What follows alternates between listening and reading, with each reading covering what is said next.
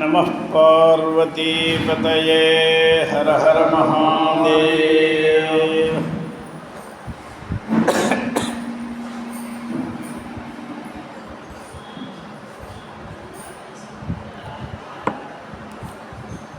మనందరికీ దేవతలలో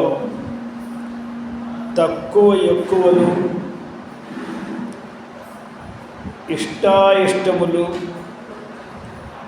అటువంటివి మనకేమీ మనస్సులో లేవు. కానీ ఎందుకో తెలీదు, శివుడి యందు ఎక్కువ భక్తి ఉంటుంది చాలామందికి. దానికి కారణం ఆయన సౌలభ్యం. శివుడికి సౌలభ్యం. ఇప్పుడు ఇక్కడ ఉండే వాళ్ళందరినీ చూస్తే ఒక చెంబులో నీళ్ళు తీసుకుంటారు. ఎక్కడ శివుడు కనిపిస్తే అక్కడల్లా ఓ కాసిన నీళ్లు ఉంటే ఉద్ధరణ, లేకపోతే చేతితోనే ఇలా పూసుకుంటూ ఉంటారు. ఇంత సులభంగా పూజ చేయడానికి వీలైనటువంటి దేవుడు ఎక్కడ దొరుకుతాడు? మీరు ఏ దేవుడికైనా కనీస పద్ధతి ఎంత తక్కువ చేసినా ఏదో అర్ఘ్యం, పాద్యం, ఆచమనీయం, ధూపం, దీపం, ఈయన ఇవేం అడగడు.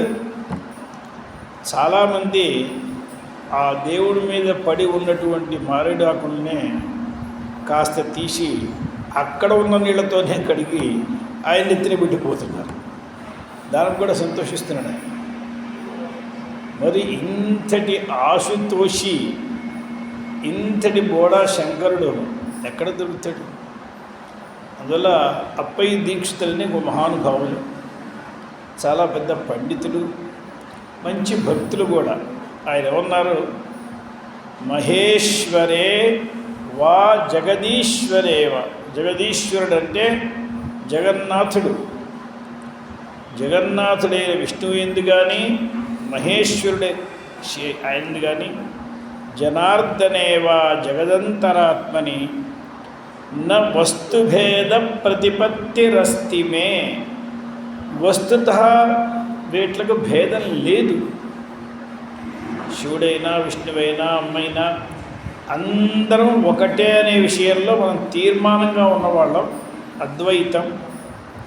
అందువల్ల వస్తుభేదం అనే మాట లేకపోయినా తథాపి భక్తిస్తరుణేందుశేఖరే. తరుణేందుశేఖరుడు యందు భక్తి ఎక్కువగా ఉన్నది. ఒక భక్తుడు లీలాశుకుడు అని ఒక ఆయన, చాలా గొప్ప భక్తుడు, కృష్ణ భక్తుడు. ఆయన చివరికి సన్యసించాడు. బృందావనంలో ఆయన అధిష్టానం ఉంది. ఆయనే ఉన్నారు, శైవావయం, మేము శివభక్తులమే, నఖలు తత్ర విచారణీయం, మేము శైవులమా కాదా అని మీకేం సందేహం అక్కర్లేదు. పంచాక్షరి జపపరాహ, పంచాక్షరిని బాగా జపం చేస్తాం. కానీ నితరాం తథాపి, ఇన్ని ఉన్నప్పటికీ నీ ఏమైందన్నాడు, చేతో మదీయ మతసీ కుసుమావభాస. మా మనస్సుని ఒక మహాచోరుడు వచ్చి దొంగిలించుకుని వెళ్ళాడు. ఎవడైతే నవనీతి చోరుడు ఉన్నాడు. ఇప్పుడు మా తప్పేవిడి దీంట్లో?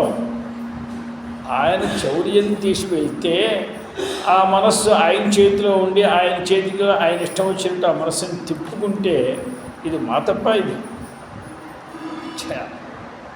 చౌర్యం చేసిన ఆయన్ని అడగండి, ఏమండి ఇన్ని ఎందుకు పాడు చేశారండి, మేమేం కావాలని చేయడం. అందులో ఆయన అలా కృష్ణ భక్తి అంటే శివుడు యందు భక్తి కలిగిన, విష్ణువు యందు భక్తి కలిగిన, అమ్మ యందు భక్తి కలిగిన, ఎవరి యందు భక్తి కలిగిన. ఒక మహాకవి అన్నాడు, కర్మావలంబిన కేచిత్ జ్ఞానావలంబిన. కొంతమంది కర్మే ముఖ్యం అనుకుని సత్కర్మానుష్ఠానం చాలా జాగ్రత్తగా చేస్తుంటారు. కొంతమంది ఆత్మ విచారం చేస్తూ ఉంటారు. అయితే మేమేం చేస్తామంటే సంసార తాప సంతప్త. ఇప్పుడు మనం ఈ కర్మను అవలంబించలేం. కర్మను అవలంబించాలంటే ఆచారం, వ్యవహారం ఇవన్నీ మన వల్ల కాదు. జ్ఞానాన్ని అవలంబించాలంటే మనస్సుకి ఏకాగ్రత, వైరాగ్యం ఇవన్నీ మనకి సరిపడేవి కాదు. మరి మీరు ఏం చేస్తారు? వయంతు గురుపాదానాం దివ్య పాదావలంబిన. పాదుకలు ఉన్నాయే, గురుపాదుకలు, దాన్నే మేము అవలంబించి ఉంటాం. మాకు వేరే కర్మ అవలంబం లేదు, జ్ఞానం అవలంబం లేదు, గురుపాదావలంబం మాకు. ఏదో ఒకటి పట్టుకుని ఉద్ధరింపబడాలి కదండి. అందులో మనకి ఇంతకంటే వేరే రక్త శుక్ల ప్రభా మిశ్రం అతర్క్యం త్రైపురం మహా. ఒకటి రక్తచరణం, ఒకటి శుక్లచరణం. రక్తచరణం అమ్మది అరుణది, శుక్లచరణం ఈశ్వరుడిది. ఈ రెండు శుక్ల రక్త చరణాలే మనకి గురుపాదాలు. వందే గురుపదద్వంద్వం అవాం మనసగోచరం రక్తశుక్ల ప్రభామిశ్ర. అది అంటే ఆ కామేశ్వరులే మనకు గురువులని అర్థం. అప్పుడే రక్తచరణం, శుక్లచరణం. అదే మనకు అవలంబం. మనకి ఎందుకంటే మనకేం తెలియదు. అలాగే కొంతమంది సగుణంతు భజంత్యేకే, సగుణమూర్తిని చక్కగా భజిస్తూ ఉంటారు. నిర్గుణంతు అపరే, నిర్గుణాన్ని కొంతమంది చేస్తూ ఉంటారు. మరి మీరేం చేస్తారన్నారు? ఈ ఎండకి ప్రచండ భాను కిరణాలకి ఎవడు అడగలుగుతున్నాడండి? ఇటువంటి సూర్యులు, ప్రచండ భానులు, కోటి భానులు వస్తే మన గతి ఏమిటి? అందువల్ల సంసార తాపం అనేది కోటి ప్రచండ భానుల కిరణములకి సరిపోకుండా ఉంది. అందువల్ల మేమేం చేస్తామంటే సగుణాన్ని పట్టుకోము, నిర్గుణాన్ని పట్టుకోము, నీరాకారం ఉపాస్మహే. నీరం అని అంటే సంస్కృతంలో జలం అని అర్థం. నీరజం అని పద్మానికి పేరు కదండి. అందువల్ల నీరం అంటే జలం. నీరాకారమైన పరంబ్రహ్మ ఎక్కడ ఉన్నది? నీరాకారమైన అనగా జలాకారమైన పరంబ్రహ్మ ఎక్కడుందో తెలిసినా?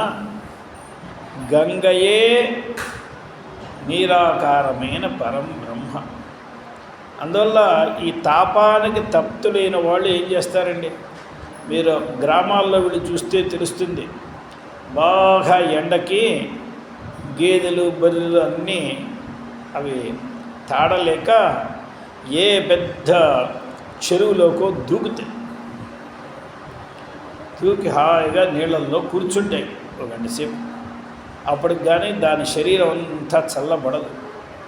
అలాగే మనం కూడా ఈ సంసార తాపాన్ని తట్టుకోలేక ఆ భాగీరథి ఒళ్ళో వెళ్ళి పడాలి, ఆ మందాకిని ఒళ్ళో వెళ్ళి పడాలి, ఆ మణికర్ణిక ఒళ్ళో వెళ్ళి పడాలి. ఇంతకంటే మనకు గతేమీ లేదు. అందువల్ల నిరాకారముపాస్మహే. ఒకటి గురుచరణం, ఒకటి గంగామాత చరణం. మనకి ఇక్కడ గురువు అంటే దక్షిణామూర్తిగా ఉండేటువంటి విశ్వనాథుడు. నా నమ్మకం నేను చెప్తున్నాను, ఇది అందరూ అంగీకరించవచ్చు, అంగీకరించకపోవచ్చు. ఇక్కడ ఉండేటువంటి విశ్వనాథుడు దక్షిణామూర్తి అనేది నా నమ్మకం. దానికి కారణం రెండు విధాలుగా చెప్తాను. ఒక విధానం ఏంటంటే, లింగానికి ముఖం అంటూ ఎప్పుడూ ఉండదు సార్, సర్వతోముఖంగా ఉంటుంది. కానీ పూజ చేసేవాళ్ళు ఎటు కూర్చుని పూజ చేయాలి నియమం ఉంది కదా. అందుకోసం ఏదో ఒక ముఖం నిర్ణయం ఉండాలి.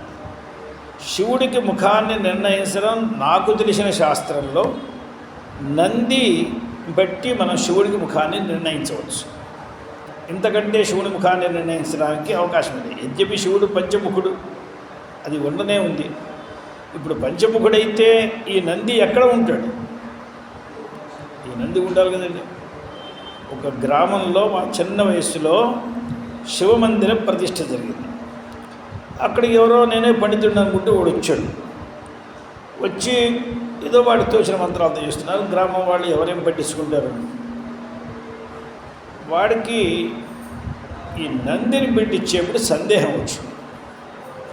ఈ నందిని శివుడికి అభిముఖంగా పెట్టాలా, లేకపోతే శివుడికి పృష్ఠం పెట్టి పెట్టాలా అని వాడికి ఒక సందేహం వచ్చింది. వాడి దగ్గర ఉన్నవాళ్ళు ఎవరో చెప్పారు, ఏమండి నందిని పృష్ఠం పెట్టుకుని దర్శనం చేస్తారండి, కాబట్టి పృష్ఠమే పెట్టాలని ఒకడు. అదేమిటండి, నందీశ్వరుడు భక్తుడండి, ఆయన శివుడిని చూస్తూ ఉంటాడు, ఇటు పెట్టమని. సరే వీడు చూశాడు, మీరందరూ ఏదో నిర్ణయించి చెప్పండిరా, ఎవరు నిర్ణయించి చెప్పట్లే. వీడు ఏం చేశాడంటే, ఇది వెహికల్ కాబట్టి శివుణ్ణి చూస్తూ కూర్చుంటే ఆయన వచ్చిన తర్వాత మళ్ళా టర్నింగ్ చేయాలి.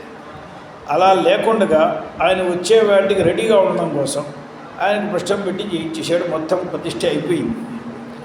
ఎవరో ముసలం వచ్చి, ఏమిటయా బ్రాహ్మణ, పాతకాలంలో బుద్ధి లేని నందులన్నీ అలా ఉండేవి, ఇప్పుడు అందరికీ డెవలప్మెంట్ వచ్చింది, అందరికీ బాగా బుద్ధి వచ్చింది, ఇప్పుడు అందరు నందులు అలా ఉండవు, ఇక్కడికి ఇలాగే ఉంటాయి. అందువలన నందీశ్వరుడు ఎప్పుడూ ఈశ్వరుణ్ణి చూస్తూ ఉంటాడు. ఇది సర్వత్ర సిద్ధాంతం. ఇప్పుడు మనకి పాత విశ్వేశ్వరుడు ఎక్కడ ఉన్నాడు ఏమిటి తెలియకపోయినా నందీశ్వరుడు మాత్రం దక్షిణాభిముఖంగా ఉన్నాడు అనేది నిశ్చితమైన విషయం. మనకి ఆ ద్వారంలో గంగ వెళ్తున్నది, అది తూర్పు. అంటే ఈయన ఉత్తరానికి పృష్ఠం పెట్టి దక్షిణానికి ముఖం పెట్టి అక్కడ ఈశ్వరుడు ఉండాలి అని మనం ఊహించాలి. ఇంతలా పెద్ద నంది, మనిషెత్తు నంది అక్కడ ఉన్నది. సరే, ఇప్పుడు ఆ విషయం వేరు. కొత్తగా అహల్యాబాయి మందిర ప్రతిష్ఠ చేయించినప్పుడు కూడా ఇటు మనం ప్రదక్షిణం చేసి వస్తే ఎటుపక్క ఇప్పుడు చిన్న నందిని పెట్టిందో ఆమె, అది కూడా దక్షిణాముఖంగానే ఉంది. అంటే దక్షిణం వైపు చూస్తున్నది, దక్షిణం వైపు చూస్తుంది. అంటే ఇప్పుడు ఉత్తరం వైపు చూస్తున్నది, ఉత్తరం వైపు ఆ పెద్ద నంది చిన్న నంది కూడా. అంటే అర్థమేమిటి దీనికి? ఈశ్వరుడు దక్షిణంగా ఉన్నాడు, అందువల్ల ఆయన దక్షిణాముఖుడు కాబట్టి దక్షిణామూర్తి. ఇది నేను చేసుకున్నటువంటి సమన్వయం. ఇప్పుడు ఈ సమన్వయాన్ని ఒకవేళ కాదు అని అనేవాళ్ళు ఎవరైనా ఉంటే సరే, వాళ్ళ ఇష్టం వాళ్ళది, దాంట్లో నాకేం అభ్యంతరం లేదు. దీంట్లో మరొక ప్రమాణం ఏమిటంటే, ఎప్పుడైనా గురుమూర్తి అయిన వాడే ఉపదేశం చేస్తాడు. దక్షిణామూర్తికే గురుమూర్తి అని పేరు. తస్మై శ్రీ గురుమూర్తయే నమైదం శ్రీ దక్షిణామూర్తి. వచ్చిన వాళ్ళందరికీ తారకోపదేశం చేస్తాను అని కంకణం పెట్టి కూర్చున్నవాడు మరి గురువు కాక ఎవరైతాడైనా? ఆయన గురువు కావాలంటే ఆయన దక్షిణామూర్తి అయి ఉండాలి. అందువల్ల కార్యం వలన, ఆయన స్థితి వలన ఆయనే గురువు కాబట్టి మనకి గురుపాదావలంబనం పరబ్రహ్మద్రవం. పరబ్రహ్మ ద్రవించిపోతే, అంటే ఎలాగైతే నెయ్యి కరిగిపోతే ఎలా ఉంటుందో అలా పరబ్రహ్మ ద్రవించిపోయి ఆ పరబ్రహ్మ ద్రవమే గంగగా ప్రవహిస్తున్నది. ఈ విషయం నేను మాత్రం చెప్పలేదు. స్కాంద పురాణంలో, కాశీఖండంలో ఈ విషయం ఉన్నది. దీనిని ఇప్పుడు కొత్తగా మందిరాన్ని తయారు చేసినప్పుడు అటుపక్క జ్ఞానవాపి ఉంటే దానికి ఆపోజిట్ సైడ్లో ఎక్కడ నంది ఇటుపక్క ఉన్నదో ఆ పక్కన ఒక గోడ పైన రాసి ఉన్నది, సగరులు దగ్ధులైపోయినారు ఆ మహర్షి శాపానికి, వాళ్ళను ఉద్ధరించడానికి భగీరథుడు తపస్సు చేస్తే ఆ భాగీరథి స్వర్గలోకం నుండి అంతరిక్షానికి వచ్చి అంతరిక్షంలోంచి శివుడి దగ్గరికి వచ్చి అక్కడి నుంచి ఇలా వస్తూ భూమండలానికి వచ్చి భూమండలం నుంచి మళ్ళా పాతాళం దాకా వెళ్ళి వాళ్ళని ఉద్ధరించింది అనే కథ ఉన్నది కదా. ఆ ఉద్ధరించినప్పుడు ఈమె ఇంతటి పాపం చేసిన వాళ్ళని ఎలా ఉద్ధరించగలిగినది అని ప్రశ్నకు సమాధానంగా అక్కడ ఏం రాసిందంటే గంగా పరబ్రహ్మస్వరూపిణి. అక్కడ గోడ మీద చదవచ్చు పరబ్రహ్మస్వరూపిణి అని. అందువల్ల దీనికి పేరు బ్రహ్మద్రవం అని పేరు. అంటే బ్రహ్మగారు ఏ సమయంలో ఆయన భక్తుల మీద ఉండే ప్రేమ వలన కానీ ఆయనకు ఉండేటువంటి సంతోషంతో కానీ ఎప్పుడైతే ద్రవించిపోయినాడో ఆ ద్రవం అంతా కూడా గంగయ్య ప్రవహిస్తున్నది. అందువల్ల మనకి రెండే ఆలంబనాలు కాశీలో. ఒకటి అన్నపూర్ణ, విశాలాక్షి, విశ్వనాథులు గురువులు వాళ్ళు. ఎందుకంటే రక్తశుక్ల ప్రభామిశ్రం కేవలం విశ్వనాథులే కాదు, అదైతే శుక్లచరణమే, రక్తచరణం కూడా కావాలి. అందువలన వారిద్దరూ కలిపి ఒకటి, ఇటు గంగమ్మ ఒకటి, ఈ రెండే మనకి ఆలంబనాలు. దీనికి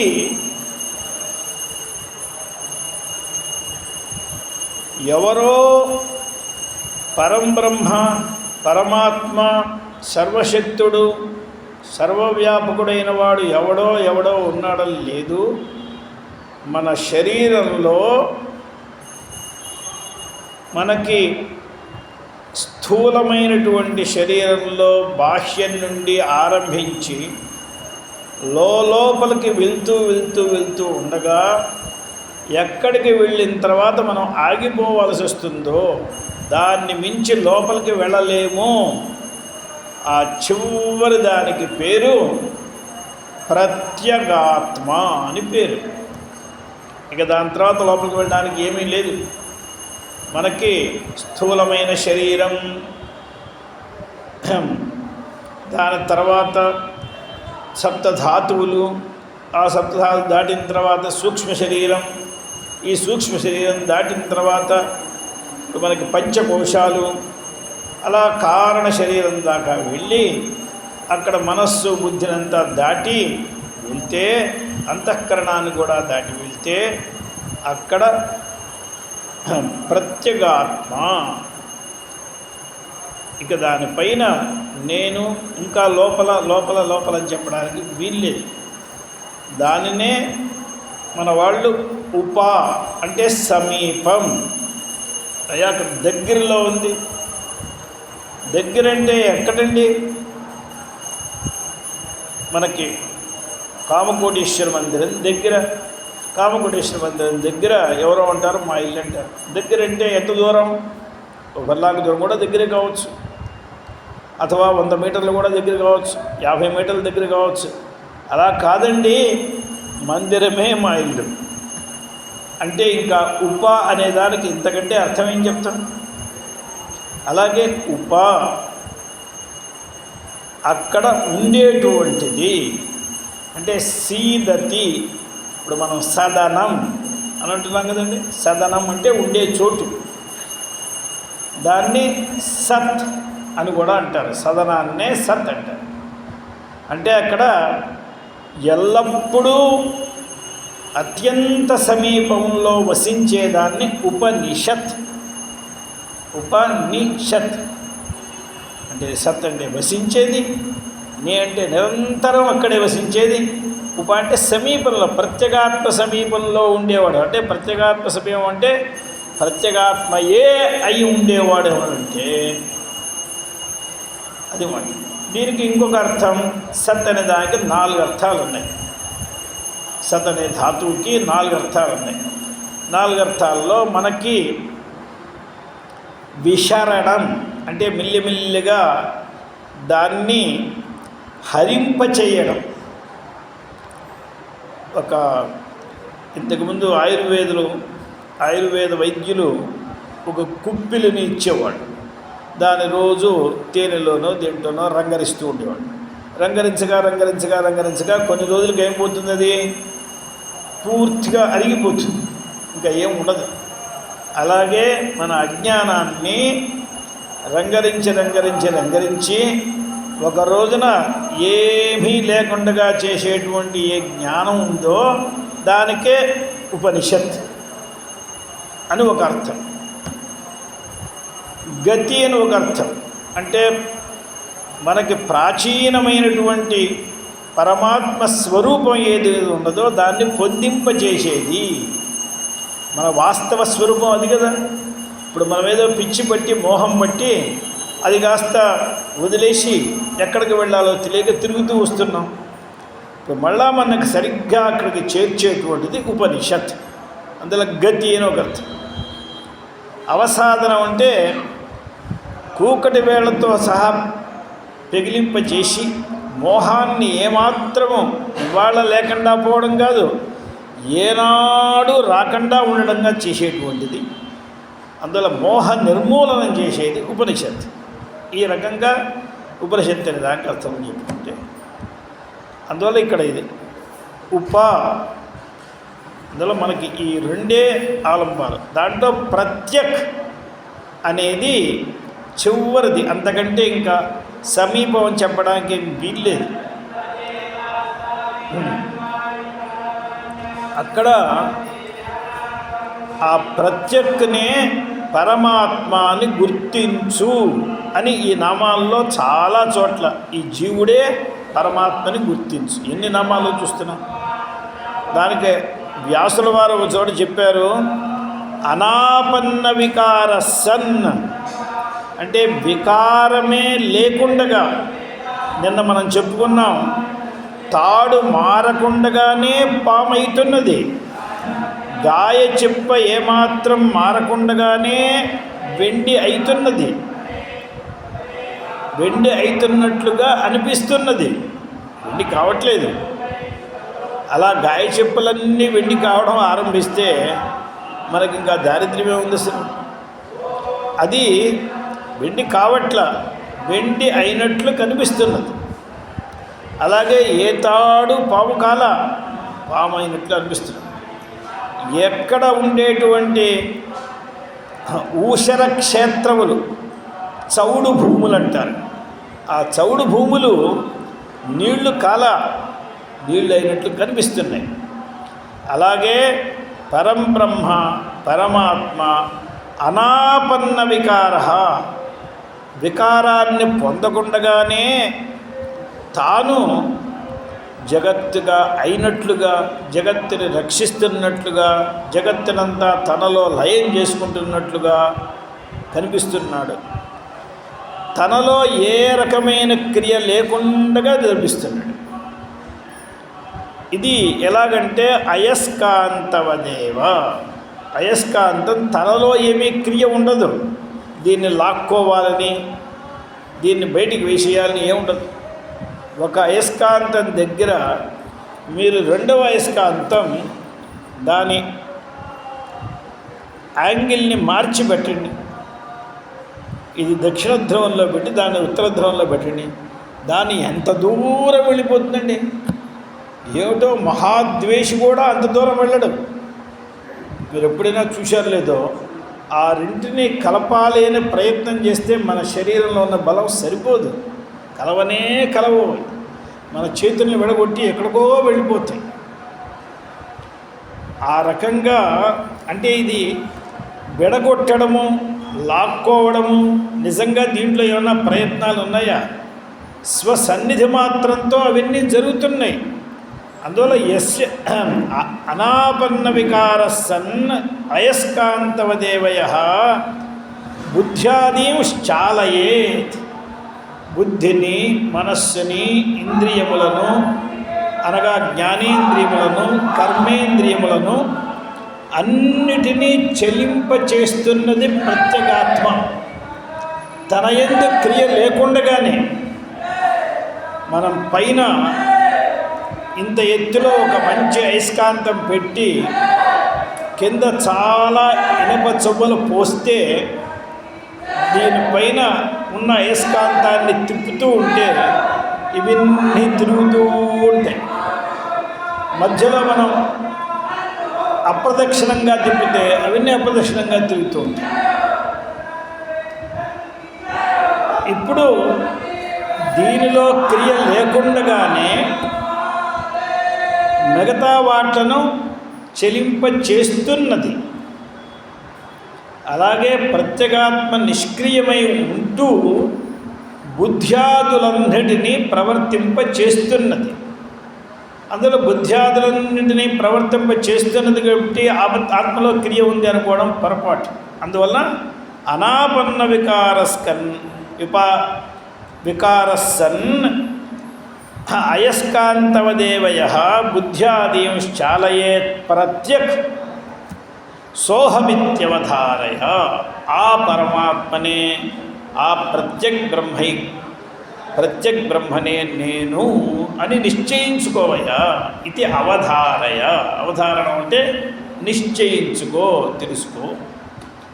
యస్య సన్నిధి మాత్రేణ దేహేంద్రియ మనోధియ, దేహము, ఇంద్రియములు, మనస్సు, బుద్ధులు అన్నీ కూడా యస్య సన్నిధి మాత్రేణ విషయేషు ప్రవర్తంతే, సన్నిధి మాత్రంతో ప్రవర్తిస్తున్నాయో తద్బ్రహ్మేత్యవధారయ. యస్య అని ఎవరి సన్నిధానంలో ఇవన్నీ వాట్ల పనులు చేసుకుంటున్నాయో అది బ్రహ్మ అని గుర్తు చేసుకో అని చెప్పారు. అటువంటి బ్రహ్మనే మనం లాకిని అనే శబ్దంతో చూశాం. లాకిని అనే శబ్దం చాలా అద్భుతమైన శబ్దంగా వ్యాఖ్యానం చేశారు ఆయన. మనకి లలితా సహస్రనామముల్లో లాకిన్యంబా స్వరూపిణి. ఇప్పుడు ఇక పైన ఉన్న నామం చాలా చాలా విచిత్రమైన నామం. లలనా రూప అనేది ఒక నామం. అమ్మవారు లలనా రూప.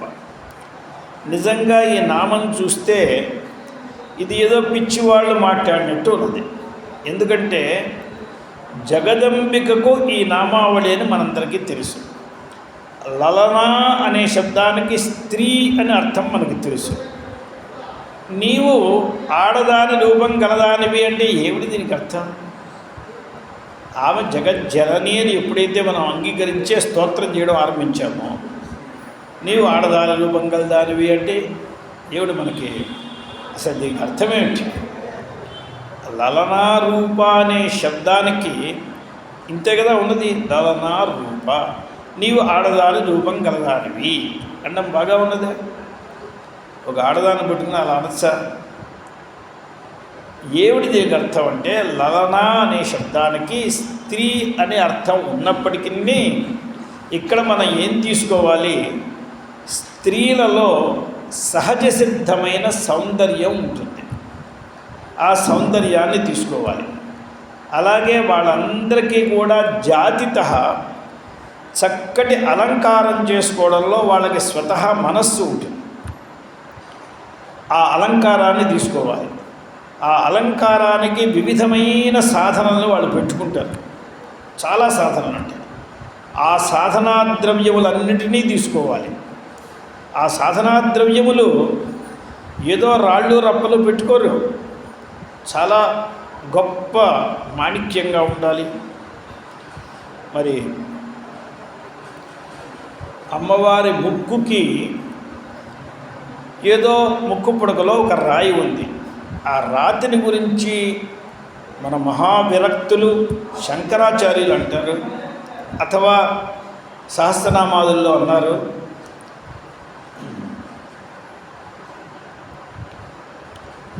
శరత్పూర్ణిమ చంద్రుణ్ణి ఆయన ఎంత తెల్లగా ఉంటాడు, ఆ కాంతిని జీరో బల్బులాగా చేసేట్లుగా ఉండే కాంతి ఈ ముక్కు పుడకలో ఉన్న రాయికి ఉంది. తారాకాంతి తిరస్కారి నాసాభరణ భాసురా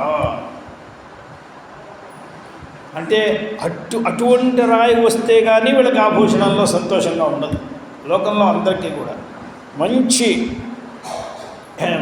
డైమండ్ వేసుకోవాలి, మంచి మాణిక్యం వేసుకోవాలి, మంచి పచ్చలు వేసుకోవాలి, పచ్చల హారం, అనేక హారం. ఇవన్నీ ఈ టేస్ట్ వాళ్ళకే ఉంటుంది.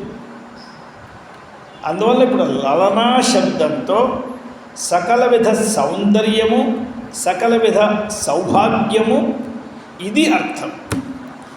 అందువల్ల ఇప్పుడు అమ్మవారు లలనా రూప అంటే సకల సౌందర్య సౌభాగ్య రూప అని అర్థం. ఇప్పుడు కుదురుతుంది నామం. కేవలం స్త్రీ లాంటి రూపం కదా అంటే ఆమె స్త్రీనే, స్త్రీ లాంటి రూపం ఏంటి ఆమెకు?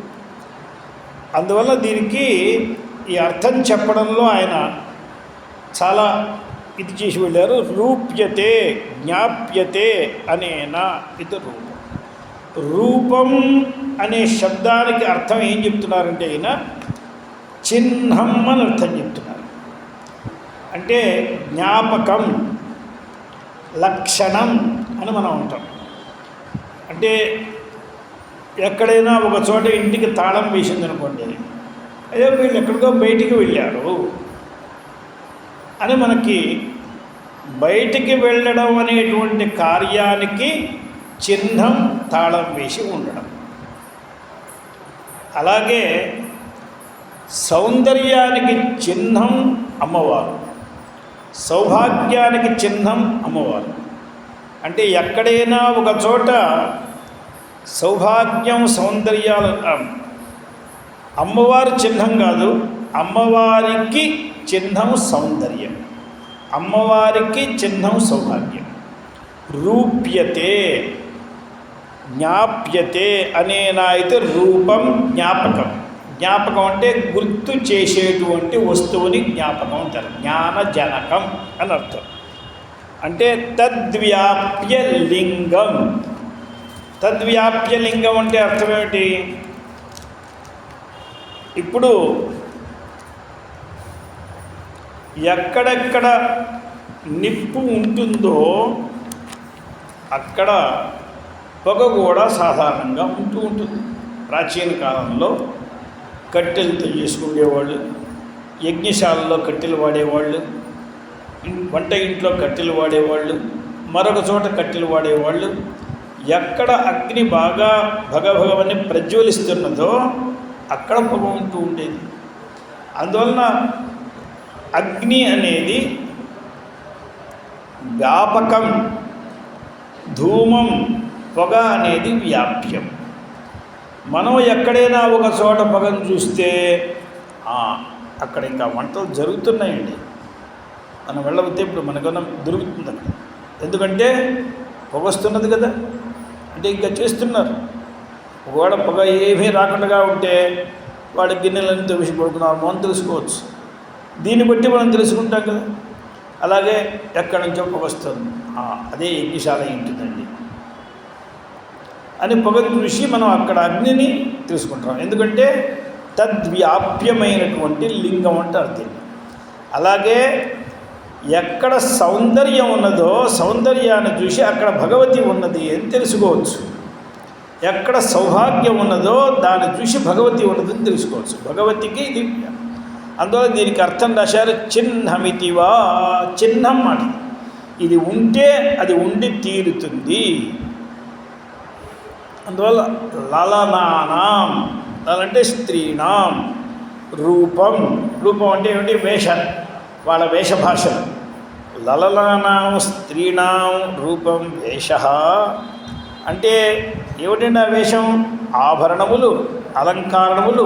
ఇవన్నీ కూడా ఆభరణాద్యలంకార అథవా వారి స్వరూపం, ఆకృతి, వారి ఆకారం. ఇటువంటిది ఈమె కలిగింది. అంటే ఆభూషణములు, అలంకారములు, ఆకృతి, వీటిలన్నిటి వల్ల ఏం తెలుస్తున్నది? సౌందర్యము, సౌభాగ్యము తెలుస్తున్నది. అటువంటిది కలిగినది. ఇది చిహ్నం ఈమెకు. లలనాః స్త్రియః రూపాణి భూతయః. భూతి అంటే ఐశ్వర్యం. యస్యాః సా తథా వా. ఇప్పుడు లోకంలో చాలామంది ఆడవాళ్ళకి ఇంతకుముందు ఏమీ లేని వాళ్ళు కూడా చక్కటి ఏ రోజుకు ఆ రోజు పసుపు రాసుకొని పచ్చడి మాంగటి సూత్రం కట్టుకుని ఉండడంలో చాలా సంతోషంగా ఉండేవాడు. ఇవాటి రోజున బంగారపు తాళ్ళు ఉన్నప్పటికీ ఎవరు వేసుకుంటారండి? అవన్నీ ఎక్కడో పెట్టేస్తారు. మన వాళ్ళు కంఠెలు వేసుకున్న సమయం చూసాం. శరీరంలో ఉండేటువంటి ఆభూషణాలు ఎప్పుడూ తీయకుండా ఉంచినటువంటి సమయం చూసాం. ఇప్పుడు ఏమిటంటే ఆ వేషాన్ని ధరించడమే కఠినమైపోయినది. ఒక కచభారం, కేశభారాన్ని ధరించడం చాలా కష్టమైపోయింది. ఇక ఏ రకమైనటువంటి వేషాన్ని ఇక్కడ చెప్పారు కదా, స్త్రీణాం రూపం వేష. ఇవాళ ఆ పరమేశ్వరి స్వరూపంలో పరమేశ్వరుని గుర్తు తెప్పించేటువంటి వాళ్ళలాగా ఉండే స్త్రీలను చూడడం సుమారుగా ఇవాళ రోజున వాళ్ళకి పుణ్యం లేనట్టుంది అని మనం అనుకోవాలి. పుణ్యం ఉంటుంటే అటు వాళ్ళు కనిపించేవారు. మేము చాలా బాల్యంలో చూసాము. వల్లభాపురం తర్వాత ఇంకా కొన్ని గ్రామాలు ఉండేవి. అక్కడ చాలా పెద్ద పెద్ద వేద సభలు జరిగేవి. వడ్డించడానికి ఎంతోమంది ధనికులు వచ్చేవాడు. భాగవతుల వారు, పిల్లుట్ల వారు చాలామంది వచ్చేవారు. వాళ్ళందరికీ వడ్డాణాలు, వంకిలు, అనేక గొలుసులు, అనేక ఆభూషణాలు వాళ్ళు వస్తే ఏదో అమ్మవారే ఇలా తిరిగిపోతున్నట్లుగా ఉండేది తప్ప మనుషులు తిరుగుతున్నట్లుగా భావన ఉండేది కాదు. అంటే వీళ్ళని చూడంగానే అమ్మవారు గుర్తుకొచ్చేది. అంటే వీళ్ళు చిహ్నం మాట. ఇవాటికి కూడా అటువంటి మహాతల్లులు చాలామంది ఉన్నారు. ఎవరైతే అమ్మలు గుర్తు చేస్తున్నారో, అదిగా ఇప్పుడు చెప్పింది ఇక్కడ నామంలో. లలనా రూప అంటే అమ్మను గుర్తు చేసేటువంటి వాళ్ళు. దీనికి ఈయన ఒక పురాణ వచనాన్ని ఇచ్చారు. ఈ లలనా రూపాన్ని ఈ రకమైన అర్థం ఈయన వ్యాఖ్యానం చేశారు కదా. చేయడానికి ప్రమాణం ఏమిటండి? మీరు ఇష్టం వచ్చినట్టే శబ్దాలన్నీ వ్యాఖ్యానం చేస్తారా? ఏదో మీకు నచ్చింది కదా అని మంచి సౌందర్యము, సౌభాగ్యము కలిగిన స్త్రీలే అమ్మకు చిహ్నము అని మీకు నచ్చితే మీకు బాగా ఉండొచ్చు. కానీ ఈ నామానికి ఇదే అర్థం ఉండడానికి ప్రమాణం ఏమిటి? అది చెప్పాలి కదా. ప్రమాణం చెప్పనంతసేపు ఆచార్యులు తన్ని తాను ఆచార్యులనే అనుకోరు.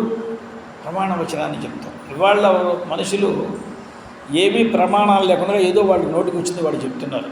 అలా చెప్పేవాళ్ళు కాదు వీళ్ళు. లోకంలో సౌందర్యం అనేది చెట్లల్లో ఉన్నది, నదుల్లో ఉన్నది, పర్వతాల్లో ఉన్నది. మొత్తం అన్ని సౌందర్యాలని ఒక చోట తెచ్చి పోస్తే అదే అమ్మ. అటువంటి సౌందర్యానికి నిధులైనటువంటి వీళ్ళందరూ అమ్మకి జ్ఞాపకాలు, చిహ్నాలు. వీళ్ళందరినీ చూసిన వెంటనే వాళ్ళు గుర్తుకొస్తారు. ఇవాళ మనం చిన్నప్పుడు చూసిన మన వాళ్ళనో ఎవరినో చూస్తే ఆ ముఖము, ఆ కవడికంతా చూస్తే కరెక్ట్గా వారే గుర్తుకొస్తారు. ఒక 4-5 మాసాలు అయిందనుకుంటాను నేను. ఒక దంధ్యాల వారి అమ్మాయి నన్ను వెతుక్కుంటూ వచ్చింది. అమ్మాయి అంటే ఇవాళ ఆవిడ కూడా 60-65 సంవత్సరాలు అయిపోయినాయి. అమ్మాయి ఎవరి ద్వారా ఎట్లా వెతుక్కుని వచ్చిందో నాకు తెలియలే. వస్తే నేను చూస్తూనే ఏమిటి ఈవిడ వాటికి కూడా ఇలాగే ఉన్నది ఏమిటి నేను ఆశ్చర్యపడుతూ ఆవిడ చూస్తూనే ఆశ్చర్యపడుతుంటే ఆడేమంటే నన్ను గుర్తుపట్టలేదా అని. నేను బాగా గుర్తుపెట్టాను, కానీ నేను ఆశ్చర్యంలో ఉన్నాను. ఏమిటి ఆశ్చర్యం ఉంది అంటే నేను చిన్నప్పుడు ఎలా ఏ వయసులో చూశానో అలాగే ఉన్నది విన్నా. అంటే నేను కాదంటే అది మా అమ్మ, నేను వేరండి. అప్పుడు కానీ నాకు తెలియలే. అంత అచ్చుగుద్దినట్టు అలాగే ఉంది, ఏమీ తేడా తెలియదు. అంటే అది చిన్నమాట. అంటే మన వాళ్ళు స్త్రీలు అందరూ కూడా ఏం చేసేవాళ్ళంటే ఇంతకుముందు అమ్మవారిలాగానే వీళ్ళు వేషభూషణలు వేసుకుండేవాళ్ళు. అప్పుడు అమ్మవారు మనకు గుర్తొచ్చేది వాళ్ళని చూస్తే. ఇప్పుడు వీళ్ళు ఎవరినో చూసి వేషభూషాలు వేసుకుంటే మనం ఉత్తిష్టంతు అన్న తర్వాత ఏమేమి చెప్తున్నామో అవన్నీ గుర్తుకొస్తున్నాయి. మనం ఏం చేస్తామండి? అందువల్ల ఇక్కడ వచనం ఏం చేశారు, పురాణ వచనం ఏమి ఇచ్చారో చూడండి. లింగాంకితమిదం పశ్య జగదే తద్భగాంకితం. ఇక్కడ వ్యాఖ్యానాలు చేసేవాళ్ళు చాలా తప్పుగా వ్యాఖ్యానాలు చేసి ఈ లింగం భగం అనే శబ్దాలకు ఏవో అర్థాలు చెప్పి ఏవో వ్యాఖ్యానాలు చేస్తున్నారు ప్రపంచంలో. కానీ మన గురువులు రాఘవనారాయణ శాస్త్రి గారు చాలా జాగ్రత్తగా వ్యాఖ్యానం చేశారు, ఎంతో సున్నితంగా వ్యాఖ్యానం చేశారు. ఇప్పుడు ఎందుకంటే ఇది నా వరకు వచ్చి పడింది, దీన్ని జాగ్రత్తగా వ్యాఖ్యానం చేసుకోవాలి కదా. భగం అనే శబ్దానికి అర్థము ఐశ్వర్యము, సౌభాగ్యము, సౌందర్యము అని అర్థం. ఇప్పుడు భగాంకితం అని అంటే ఐశ్వర్యపూర్ణమైనటువంటి ఈ జగత్తు, ఐశ్వర్యపూర్ణమైనటువంటి అనగా పరబ్రహ్మపూర్ణమైనటువంటి జగత్తు, దీనికి గుర్తు అంటే ఈ భగవతికి గుర్తు ఏమిటి అని అంటే ఐశ్వర్యమే భగవతికి గుర్తు అనేటువంటి శబ్దాన్ని సంస్కృతంలో చెప్పాలి అంటే లింగం. ఇది మాట. లింగాంకితమిదం పశ్య. చూడాయన, లోకంలో నువ్వు ఎక్కడైనా ఒక చోట సౌందర్యం చూచావు అంటే ఆమె గుర్తుకు రావాలి. ఎక్కడైనా చూడు, అది మంచి మంచి మృగాల్లో చూడు, పక్షుల్లో చూడు, అథవా ఏ ప్రకృతిలో ఎక్కడ చూసినా సరే సౌందర్యం అనే మాట చూచినట్లయితే సౌందర్య సార సర్వస్వమైనటువంటి భగవతి గుర్తుకు రావాలి. అంటే ఆమెను గుర్తుపెట్టుకో. ఇది ఈ శబ్దానికి అర్థం. లింగాంకితమిదం పశ్య జగదే తద్ భగాంకితం. దీన్ని ఇదే వ్యాఖ్యానానికి చివరిలో శాస్త్రి గారు ఏం రాశారో చదివి చూడండి. చాలా జాగ్రత్తగా ఆయన రాసిన విధానం చూసి మనస్సు పులకరించింది. చాలా చివరిలో ఉంటుంది. ఏం రాశారు?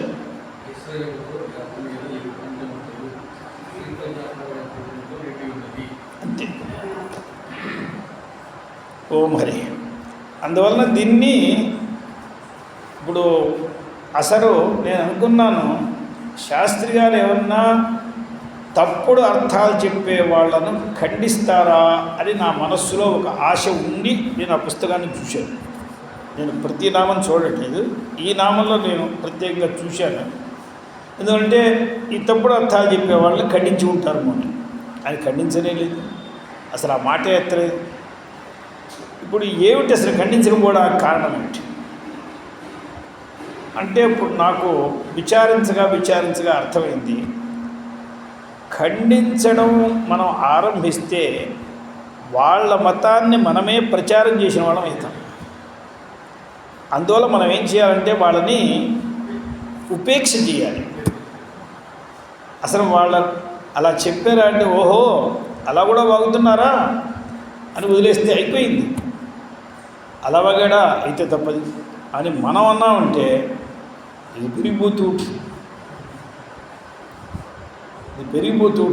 అందువల్ల తెలివైనటువంటి అత్తలు ఏం చేస్తారంటే, కోడలు ఏదైనా మాట అన్నా కూడా దాని గురించి ఎవరితో చెప్పరు వాళ్ళు. ఆ కోడలు చాలా మంచిదండి, తను బంగారంలాగా చూసుకుంటుంది అని చెప్పేస్తారు. తిరుగుతాడు అత్తాడు. చెప్తే ఈవిడ ఎన్నాళ్ళు తిరుగుతూ ఉంటుంది, కొద్ది రోజులైన తర్వాత ఆవిడే మానేస్తుంది.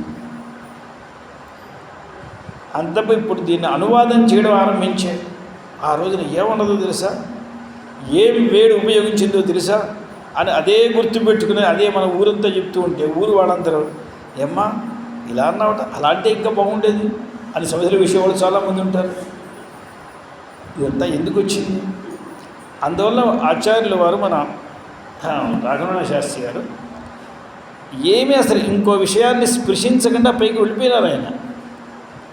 అంటే ఏనుగు చక్కగా మహామార్గంలో వెళ్తూ ఉంటే భోభో అనే కుక్కలు ఉంటాయి, కనీసం ఏనుగు తిరిగి చూడదు అసలు, దాంతో అది వెళ్తూ ఉంటుంది.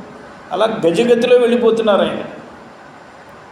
నేను ఈ మాట ఎందుకు చెప్పానో చాలా దుర్వ్యాఖ్యానాలు చేస్తున్నారని, మనకెవరికి ఈ శబ్దాన్ని ఇంకొకరు ఇదే వచనాన్ని తీసుకుని దానికి ఆ తప్పుడు అర్థం చెప్పి ఇది మీ శాస్త్రంలో రాసి ఉంది అని అర్థమైన మాట వింటే మనకు అటువంటి భ్రమలు ఏమీ రాకూడదు.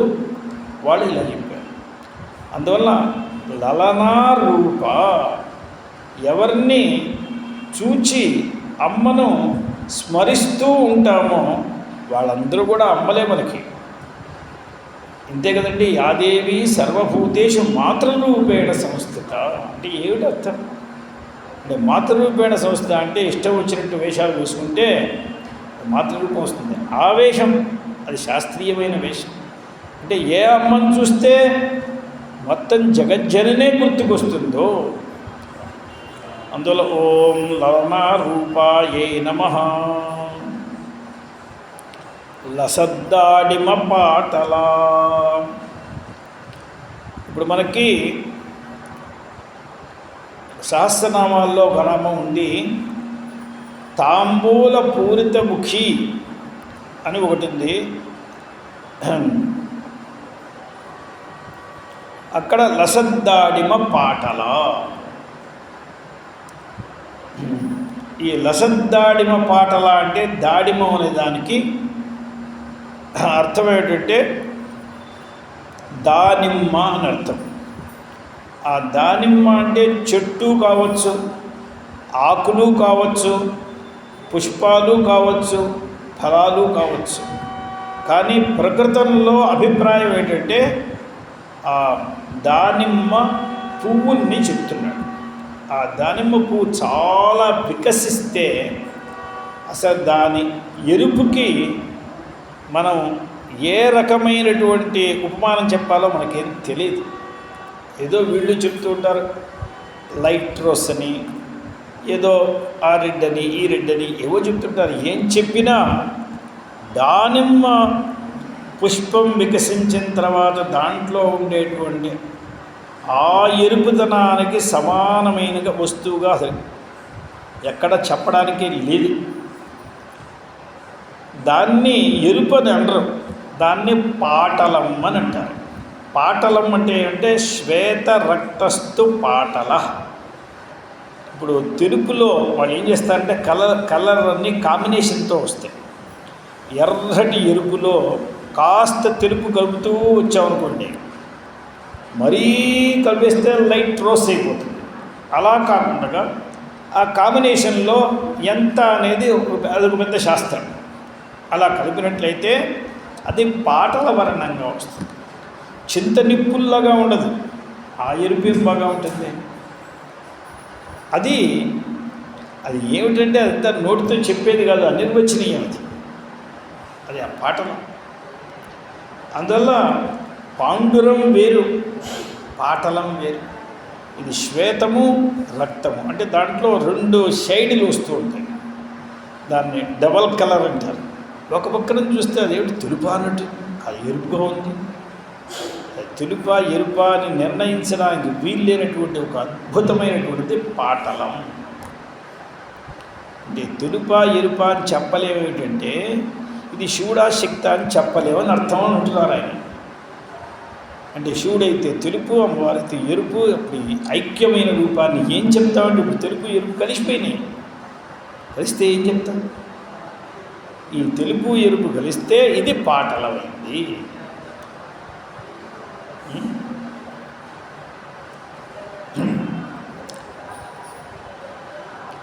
లసద్దాడిమ పాటల. తాంబూల పూరిత ముఖి. తర్వాత దాడిమి కుసుమ ప్రభ. ఇక్కడ ఉన్న పదమే కదండి ఇది, దాడిమి కుసుమ ప్రభ. ఇక్కడ లసద్దాడిమ పాటల అంటే దాడిమి కుసుమానికి ఏ రకమైన కాంతి ఉంటుందో అట్టి కాంతి కలది అమ్మ అని ఇక్కడ చెప్పాడు. దాడిమి కుసుమ ప్రభ అని. ఇప్పుడు ఇక్కడ ఏమంటున్నాడంటే ఆ రంగు ఏమిటి అని పాటలం అని స్పష్టంగా చెప్పారు ఇక్కడ. దానికి ఏ రంగు ఉంటుందో అట్టి సమానమైన కాంతి కలది అమ్మ అని అక్కడ చెప్పిన మాట. దాడిమి కుసుమ ప్రభ. ఇక్కడంది లసద్దాడిమ పాటల. ఇక్కడ దాడిమ అన్నప్పుడు కేవలం దానిమ్మ పువ్వు మాత్రమే కాదు, ఎర్రగా ఉండే సామాన్లు ఇంకా మనం తీసుకోవచ్చు. ఎర్రగా ఉండే సామాన్లు అంటే ఈ పాటలంగా ఉంటూ ఎర్రగా ఉండేవి, కేవలం ఎర్రగా ఉండేవి తీసుకోకూడదు. అంటే అప్పుడు మంకెన పువ్వు అని ఒకటి ఉంటుంది, అది కూడా పాటలంగా ఉంటుంది. ఇంకా అటువంటివి ఉన్నాయి. అందువల్లనే అసలు మన వాళ్ళు అమ్మవారికి ధ్యానం చెప్తూ బాలాకారణ భాసున అని అంటారు. మధ్యాహ్నార్కుడికి ఉండే రంగు వేరు, బాలాకారుడు అలా అది తెలుపు కాదు, ఎరుపు కాదు. అందువల్ల అమ్మవారు బాలాకారణ భాసున. ఇది పాటలన్నమాట. అందువల్ల ఇక్కడ ఏమన్నారు? లసద్దాడిమ పాటల. ఇక్కడ దాడిమ శబ్దంతో వికసితం తత్పుష్పం, అది కూడా వికసించకుండా మొగ్గగా ఉంటే లాభం లేదు, చక్కగా వికసించి ఉంటుంది. నిజంగా ఇవన్నీ ఇప్పుడు ప్రపంచంలో ఎవరికి తెలియకుండా పోతున్నాయి. ఎందుకంటే ఇప్పుడు ఈ గోడకి ఆ గోడ, ఆ గోడకి ఈ గోడ ఆనకించి ఇల్లు కట్టుకుంటే ఏం తెలుస్తాయండి? ఇళ్లల్లో కాస్త చోట్లు ఉంటే వద్దన్నా దానివి చెట్లు, ఆ చెట్లు, ఈ చెట్లు ఉండేవి. ఎక్కడైనా పుష్పాలను చూసేవాళ్ళు, ఏదైనా చూసేవాళ్ళు. ఏమీ లేదు. దాడిమ శబ్దేన వికసితం తత్పుష్పం లక్ష్యతే. ఇప్పుడు లసత్ దాడిమం అంటే అప్పుడే వికసించినటువంటిది. మళ్ళా వాడిపోతే రెండో రోజు చూస్తే ఆ ఎరుపు ఉండదు దాంట్లో. కిందటి రోజు మొగ్గగా ఉండి ఈరోజు సూర్యకిరణాలకి బాగా వికసించుకొని పెద్దదైపోయి దానిలో ఉండేటువంటి ఆ శోభ వేరసం. అందువల్ల లసత్ అనే దానికి అప్పుడే వికసించింది. సద్యో వికసత్ ప్రకాశం, సద్యో వికసత్ అప్పుడే ప్రకాశం వస్తుంది. తద్దాడిమంచ, ఇది కేవలం ఎందుకే కాదు, బంధూకానికి కూడా. బంధూకం అంటే మంకిన పువ్వు అని అర్థం. అమ్మవారు చేతిలో వరమాల తీసుకుని శివుడి దగ్గరికి వెళ్ళింది కదండి. వరమాల అంటే వరుడు మెళ్ళో వేసేయడానికి తయారీ అంటే మాలకు వరమాల అంటారు. ఆ వరమాలను తీసుకుని వెళ్ళినప్పుడు మధుకమాలాం స్వసఖీకరాభ్యాం సంబిభ్రతి మంత్రిసుతాం భజేహం అని అంటారు. మధుకమాలను తీసుకుని వెళ్ళింది. ఎందుకంటే ఆ తెల్లని ఈశ్వరుడికి ఇదిగో నన్ను నీ మీద, నా భారాన్ని నీ మీద వేస్తున్నానని చెప్పడానికి తన రంగులోనే ఉంది కదా బంధూకమాల, మధుకమాల. ఈ మాలను ఆయన మెళ్ళో వేస్తే ఇక నేను నీ వశమైనాను అని అర్థం చెప్పడానికి. అలాగే నీవు ఇలా తెలా పోడుతూ తెల్లగా ఉండకూడదు. తెల్లగా ఉంటే ఏమిటంటే తెల్లబోతూ తెల్లగా ఏం బాగుంది, అలా ఉండకూడదు. కొంచెం రాగం కూడా ఉండాలి, రక్తిమ ఉండాలి. అది లేకపోతే వెలబోతూ ఉంటే ఏం బాగుంటుందండి? తెల్లగా ఉన్న మేఘాన్ని ఎవరు ప్రేమిస్తారు? దాని నిండా నీళ్లు పోసుకొని గంభీరమైన నడకతో చాలా పెద్ద పెద్ద గర్జనలు చేస్తూ వస్తూ ఉంటే ఇప్పుడు ఈ ఎండల్లో మాడిపోయే వాళ్ళకి నిజంగా దాన్ని తలుచుకుంటూనే శరీరం అంతా చల్లబడిపోతుంది. ఆ మేఘం కదా ప్రార్థ్యం. తెల్లగా పోయేటువంటి వెలవెలపోయేటువంటి మేఘాలు ఎవరు తిరుగుతూనే ఉంటాయి, చాలా వేగంగా పరిగెత్తూ ఉంటాయి. అలా పరిగెట్టే లాభం లేదు. మందగమనంలో ఉన్న సౌందర్యం వేరు. అందువల్ల ఈమె ఏం చేసింది, మధుకమాలాం స్వసఖీకరాభ్యాం సంబిభ్రతి అద్రిసుతాం భజేహమని స్వయంవర కళ్యాణి అని ఒక మంత్రం ఉన్నది. ఆ స్వయంవర కళ్యాణి మంత్రానికి ధ్యాన శ్లోకంలో ఇలా రాశారు. అందువల్ల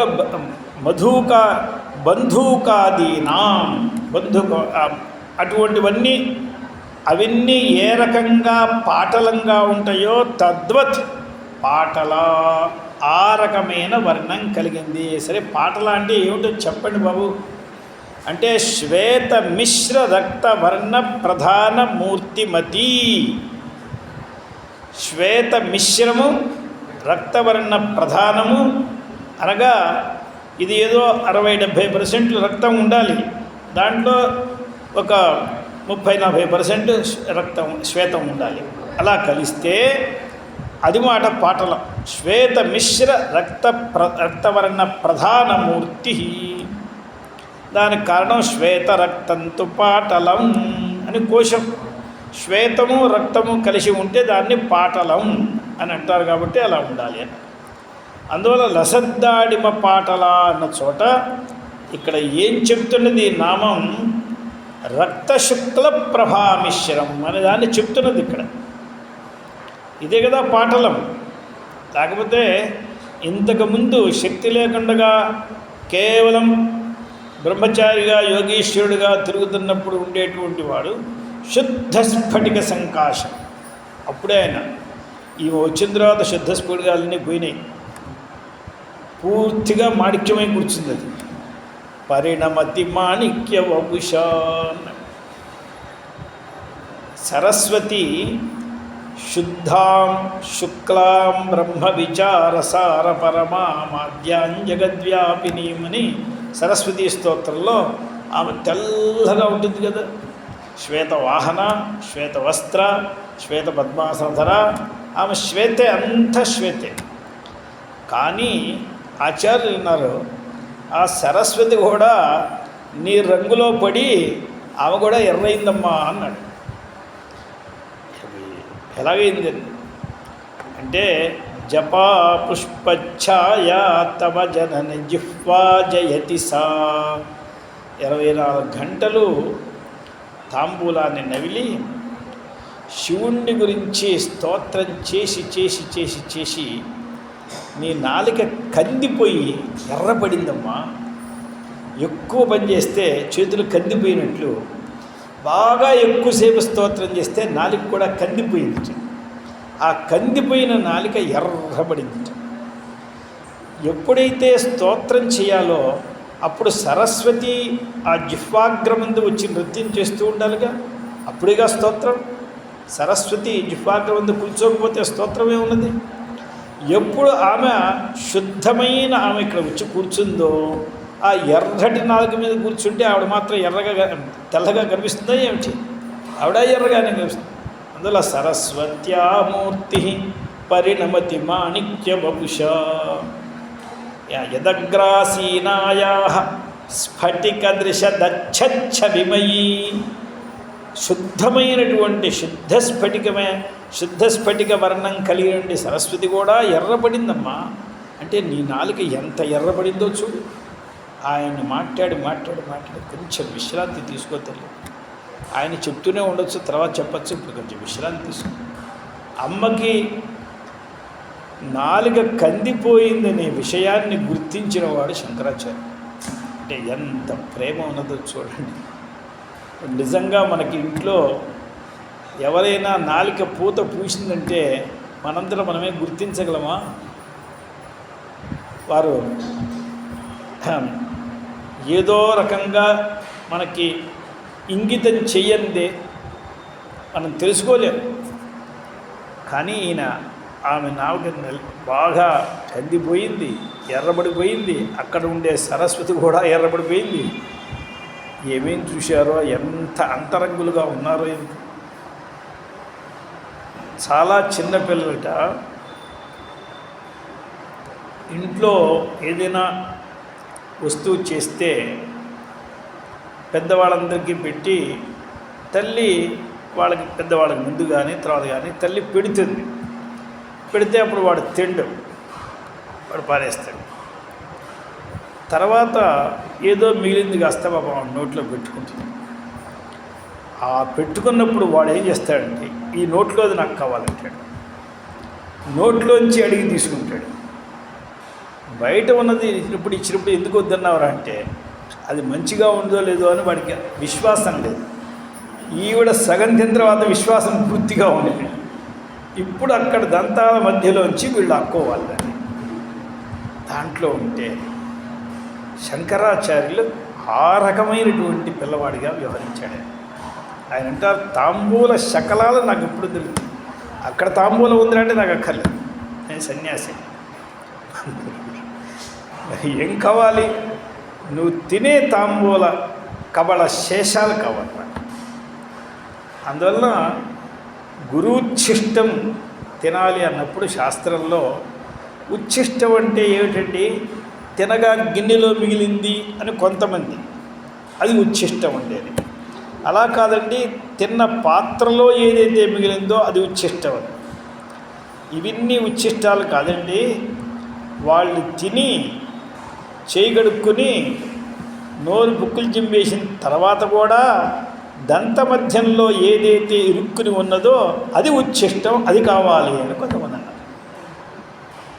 అందువల్ల గురువుచ్ఛిష్టం అంటే అది అన్నారు. అటువంటి భక్తులు ఉండేవాళ్ళు. ఇప్పుడు ఆచార్యులు అటువంటి భక్తుడు ఆయన. తల్లికి ఇది పిల్లలకు స్వభావం. ఇది నిజంగా ఆమె తల్లిగా భావిస్తే ఇతను పిల్లవాడిగా అయిపోవాలి. ఈ భావన కేవలం అభినయానికి కాదు, అది నిజంగా ఆ భావన వస్తేనే. అందువల్ల అది పాటలమై కూర్చున్నది. ఈమె ఆ మాలనిచ్చి ఇక్కడ శ్వేత రక్తవర్ణములని రెండింటినీ కూడా కలిపిని వందే గురుపదద్వంద్వమవాంగ్ మనసగోచరం రక్త శుక్ల ప్రభా మిశ్రమతర్క్యం త్రైపురం మహః. త్రైపురం అంటే ఏమిటి? 3 పురములకి సంబంధించినటువంటి తేజస్సుని త్రైపురం అని అంటారు. అంటే ఏమిటి 3 పురాలు? స్థూల శరీరం, సూక్ష్మ శరీరం, కారణ శరీరం. ఈ 3 పురాలు. ఈ 3 పురాలని జయించిన వాడే త్రిపురాసుర సంహారం చేసినటువంటి త్రిపురాంతకుడు, త్రిపురారి. ఆయన త్రిపురారి శిరశ్చారి అన్నాడు. గంగమ్మను త్రిపురారి శిరశ్చారి, త్రిపురారి నెత్తి మీద నృత్యం చేసేదానా త్రిపురారి శిరశ్చారి. అందువల్ల త్రిపురారి ఎలా అయినాడు? ఈ 3ని జయించినందువల్ల అయినాడు. ఈ 3 మేల్కొని ఉన్నప్పుడు సాక్షిగా ఉండేది అమ్మే. తాను స్వప్నంలో చూసే దృశ్యములకి సాక్షిగా ఉండేది అమ్మే. తాను గాఢ నిద్రలో ఏ సుఖాన్ని అనుభవిస్తున్నాడో ఆ సుఖానికి సాక్షిగా ఉండేది అమ్మే. ఈవిడ త్రైపురం మహా, అవస్థాత్రయ సాక్షిగా ఉండి అవస్థలతో సంబంధం లేకుండా ఉండేటువంటి అమ్మకు త్రైపురం మహా అని పేరు. ఓం లసద్దాడిమ పాటలాయై నమః.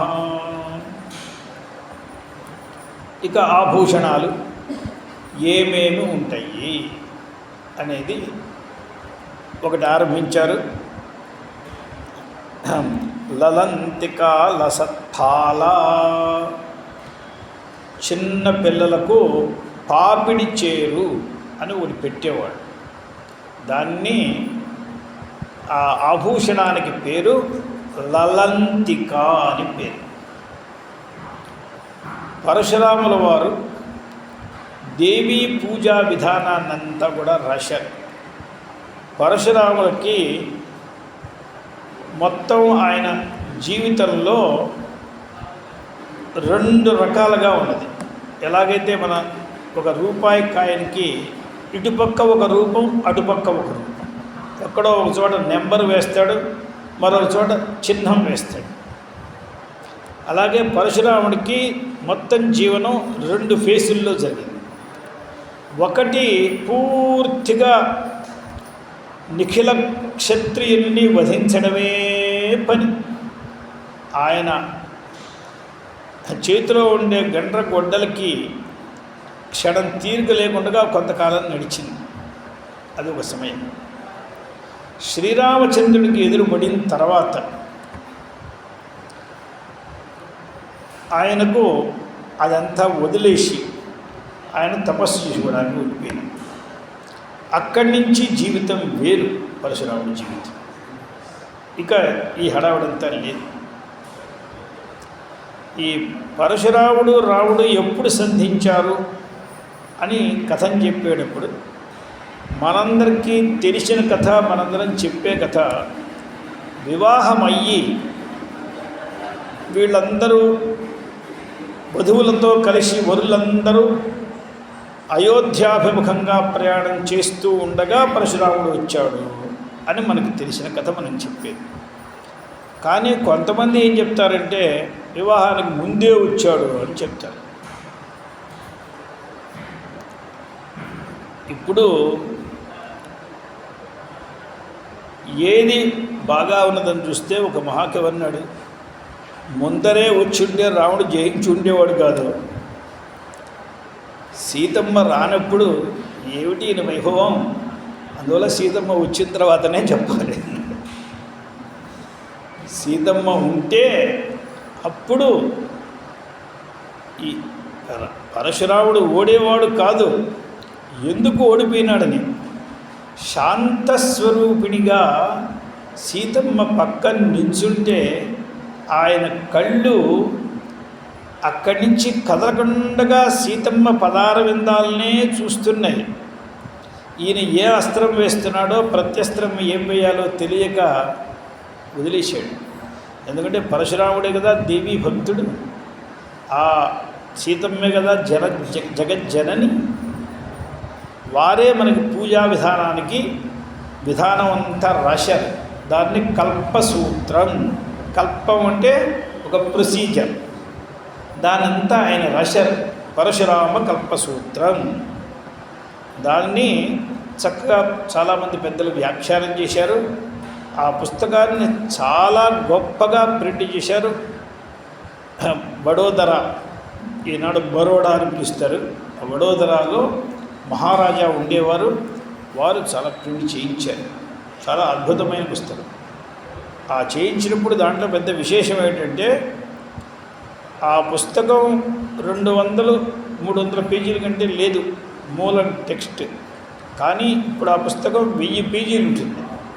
మరి తర్వాత ఏం రాశారంటే వాళ్ళు దాంట్లో రాసిన ఒక్కొక్క పదానికి అర్థములన్నీ విడిగా రాయడానికి అన్ని పేజీలు వెచ్చించారు ఆ కాలంలో. ఎంత పెద్ద గుణం చూశారు, చాలా ఆశ్చర్యం. దానిలో పరశురామ కల్పసూత్రంలో అమ్మవారికి 64 ఉపచారాలు, చతుష్షష్ఠి ఉపచారాలు చేయిస్తారు. ఆ చేయించేటప్పుడు అమ్మను లేపడం దగ్గర నుంచి ఆరంభం. లేపి మెల్లిగా ఆమెకు కాశిని ఏదైనా పానీయాలు ఇత్యాదులు ఇచ్చి గండూషం చేయించి అలా స్నానమందిరానికి తీసుకురావడానికి మేళతాళాలతో తీసుకొస్తారు. తెచ్చిన తర్వాత అక్కడ ఒక నవరత్న ఖచ్చిత సింహాసనం స్నానాలయంలో వేస్తారు. ఆ పాత కిందటి రోజు కట్టుకున్నటువంటి పట్టు చీరలన్నిటినీ కూడా మరొక స్నానానికి అనుకూలమైన వస్త్రాన్ని ఇచ్చి, దీని మీద నీరు సింక్ కాదు, అందువల్ల ఆ వస్త్రాలని తీసి మరొక సింక్ అయ్యే వస్త్రాన్ని ఇస్తారు. ఆభరణములు అన్నిటినీ చక్కగా తీసి పక్కన పెట్టిస్తారు. ఇదొక ఉపచారం. ఆభరణావరోపణం కల్పయామి నమః, అదొక ఉపచారం. అన్ని ఆభరణాలని తీస్తారు. సుగంధి తైలాన్ని శరీరం అంతా మర్దనం చేస్తారు. మళ్ళా దాని తర్వాత అనేక విధములైనటువంటి ద్రవ్యములతో అమ్మకి నలుగు పెడతారు. ఇలా చేసుకుంటూ ఈయన చేసే విస్తారం చూస్తే ఆశ్చర్యంగా ఉంటుంది. ఆ స్నానం నుంచి వస్తూనే తల తుడిచి ప్రత్యేకంగా తలకు అని ఒక ధూపం వేస్తారు. ఏదో నైవేద్యం ముందు వేసే ధూపం కాదు. తల తుడిచిన వెంటనే తలలో తడి ఉంటే అమ్మకి కష్టం వస్తుందని అదంతా పోవడానికి మంచి ధూపం వేస్తారు. ఇది వాళ్ళ చిన్నపిల్లలకి వాళ్ళు కూడా చేయటం ఇంతకుముందు చేసేవాళ్ళు, ఇప్పుడు అవన్నీ పోయినాయి. అవి ధూపం వేస్తారు. వేసిన తర్వాత ఆమెకు వస్త్రాలన్నీ కట్టిన తర్వాత ఆభూషణ మంటపం అని ఒక ప్రత్యేక మంటపం ఉంది. ఆభూషణ మంటప ప్రవేశనం కల్పయామి నమః. ఆభూషణ మంటపంలోకి ఆమెను తీసుకొస్తారు. మళ్ళా మేళతాళాలు. అక్కడ మళ్ళా ఇంకో సింహాసనం వేస్తారు. ఆమెకు ఎదురుకుండగా నిలువుటి ఎత్తు పెద్ద మాణిక్య అద్దాన్ని పెడతారు. పెట్టి ఆమెకు ఆభూషణాలు వేస్తూ ఉంటే చింతాకం, ఏకావళి, హారావళి ఎన్నెన్ని వేస్తాడో తెలియదు. దాన్ని వ్యాఖ్యానం చేసేవారు ఎవరో ఒక ఆయన తెలుగు ఆయనండి.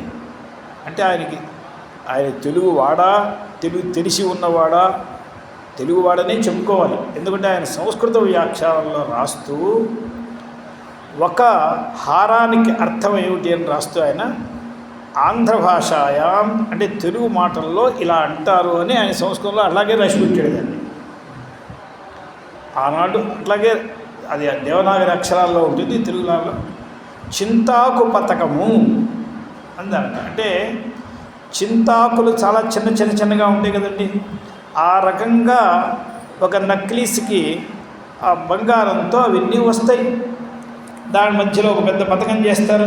అదేమిటంటే అది చింతాకు పథకం. మన భద్రాద్రి రామదాసు కూడా చెప్పాడు కదా, ఆయన చింతాకు పథకం చేయించారని. అదే ఆమెకు ఇలా చాలా మూతి పెడుతూ ఉంటాడు.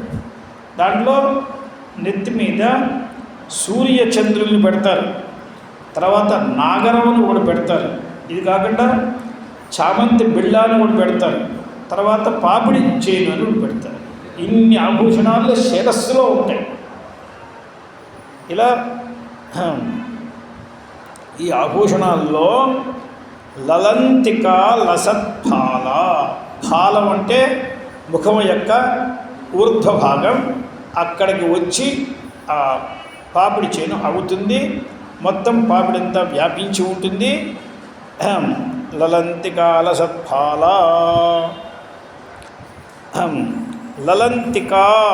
లలంతికాయాః పరితః ముక్తాఫలఖచిత నవరత్న మధ్యమా. దానికి ముత్యాలు తెల్లగా, నల్లటి జుట్లో తెల్లటి ముత్యాలు ఉంటే చాలా బాగా ఉంటుంది.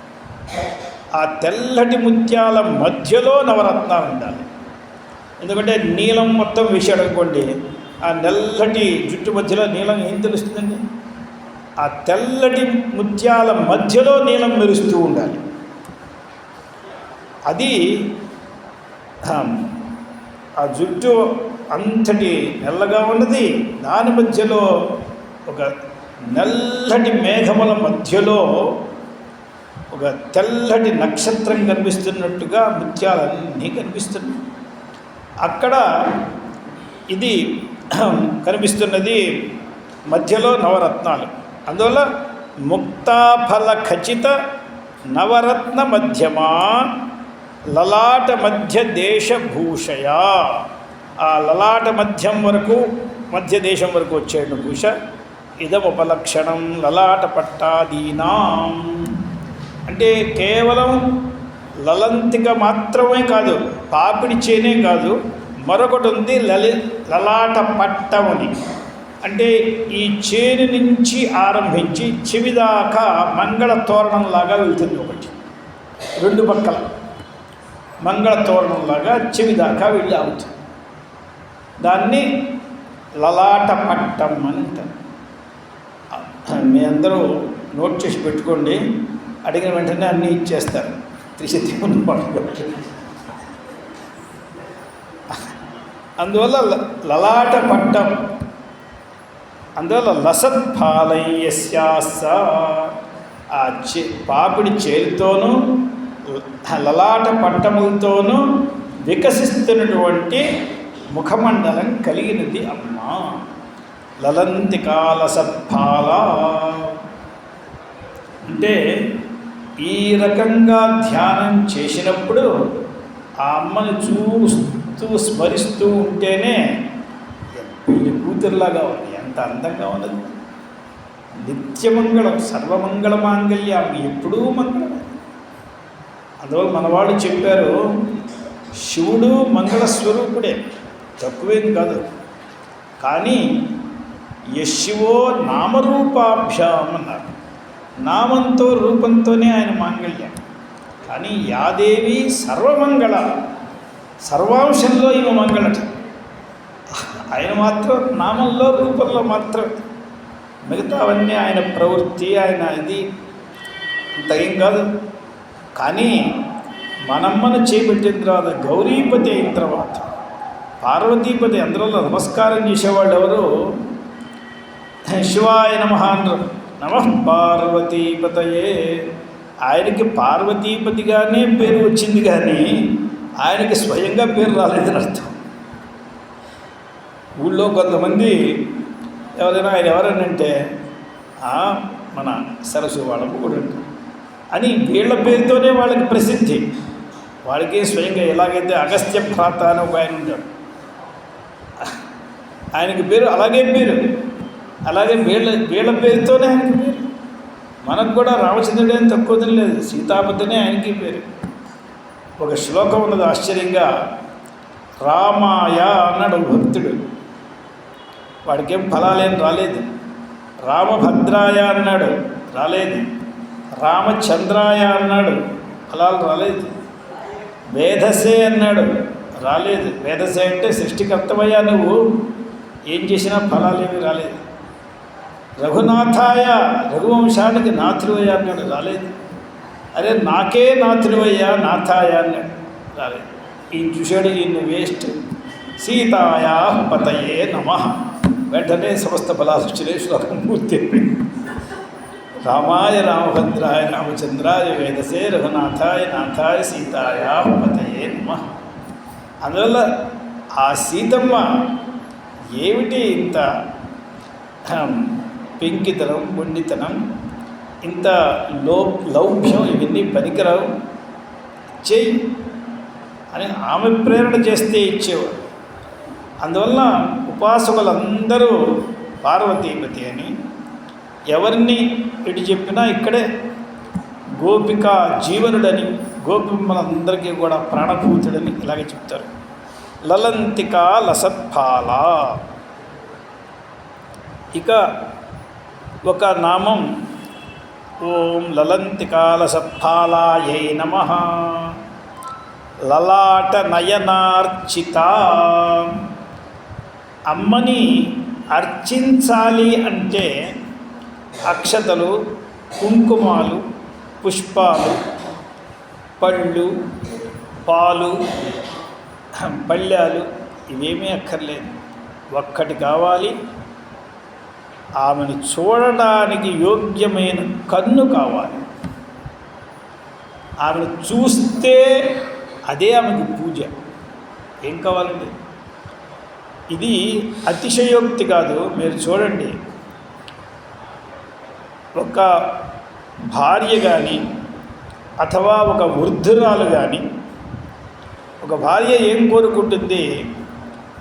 మొగుడు ఎన్ని సంపాదించి పెట్టినా, ఏం పెట్టినా, ఎక్కడో ఉండి నిన్ను చూసే అవకాశం నాకు లేదని రోజు 1,00,000 రూపాయలు మనీ ఆర్డర్ చేస్తూ ఉంటే ఇవిడికి ఏమైనా సంతోషం ఉంటుందా? 5 నిమిషాలు ఎదురుకుండగా కూర్చుని చూస్తే దానిలో సంతోషం. ఏదో గంజి కాచుకుని తాగుదాం ఇద్దరం, ఏం నష్టం లేదు. బంగారం తినక్కర్లేదు. కోటీశ్వరుడైనా కొడివి తాగుతాడు, అంతకంటే ఏం బంగారం తినలేడు. మేలు బంగారం తినబోడు. అలాగే వృద్ధులు ఉంటారు. వృద్ధులకి మీరు ఎక్కడో ఒక వృద్ధాశ్రమంలో ఏసీ రూమ్లో అన్నీ ఏర్పాటు చేయండి, వాళ్ళకి డబ్బులు పంపిస్తూ ఉండండి. ఒక్కసారి ఆ పిల్లలు వచ్చి వాళ్ళని చూస్తే వచ్చిన ఆనందం దీంట్లో ఏమన్నా ఉంటుంది? ఎవరికైనా లోకంలో ఇంతే. ఒక గురువులు ఉన్నారు, ఎంతోమంది తోటకాచార్యులు, సురేశ్వరాచార్యులు, హస్తావళికాచార్యులు. వారి గురువులకి ఏవో వారి ప్రభావంతో ఎన్నైనా పంపించవచ్చు. కానీ స్వయంగా వారి దగ్గరికి వెళ్ళి నిల్చుంటే ఆ గురువులకి వారి మీద వచ్చేటువంటి అనుగ్రహమే వేరు. అందువల్ల అర్చన అనేది వారి చూపులతో జరుగుతుంది. చూపు అంటే ఏమిటి? మనస్సులో అదే చింతనలో ఉండడమే ఆ చూపు. వేరే ఈ అబద్ధమైన, అనృతమైన, జడమైన, దుఃఖమయమైన జగత్తుని ఏ కళ్ళతో చూశామో అదే కళ్ళతో మనం అమ్మవారిని కూడా చూస్తే అది పూజ అవుతుందే. ఇప్పుడు ఏదో ఒక చెంబుని కాళ్ళు కడుక్కోవడానికి మనం బయట పెట్టుకుంటాం. అదే చెంబుతో మంచినీళ్ళు తెచ్చిస్తే ఎంత అవమానంగా ఉంటుందండి. ఏదో రెండో చెంబు లేకపోతే కనీసం ఒక ముంతతో అయినా ఇవ్వచ్చు, కానీ ఆ చెంబు తెచ్చి ఇవ్వకూడదు కదా. అలాగే మనం ఏ కళ్ళతో శబ్దస్పర్శ రూపరసాదులన్నిటినీ చూస్తూ ఇన్ని చేసుకుంటూ లోకాన్నంతా వ్యవహరిస్తూ ఎక్కడెక్కడో ఒకసారి మనం క్రూరమైన చూపుల్ని, దొంగ చూపుల్ని విన్ని చూసి అదే కళ్ళతో అమ్మని చూస్తామంటే అది న్యాయమా? మరి ఏం చేయాలి?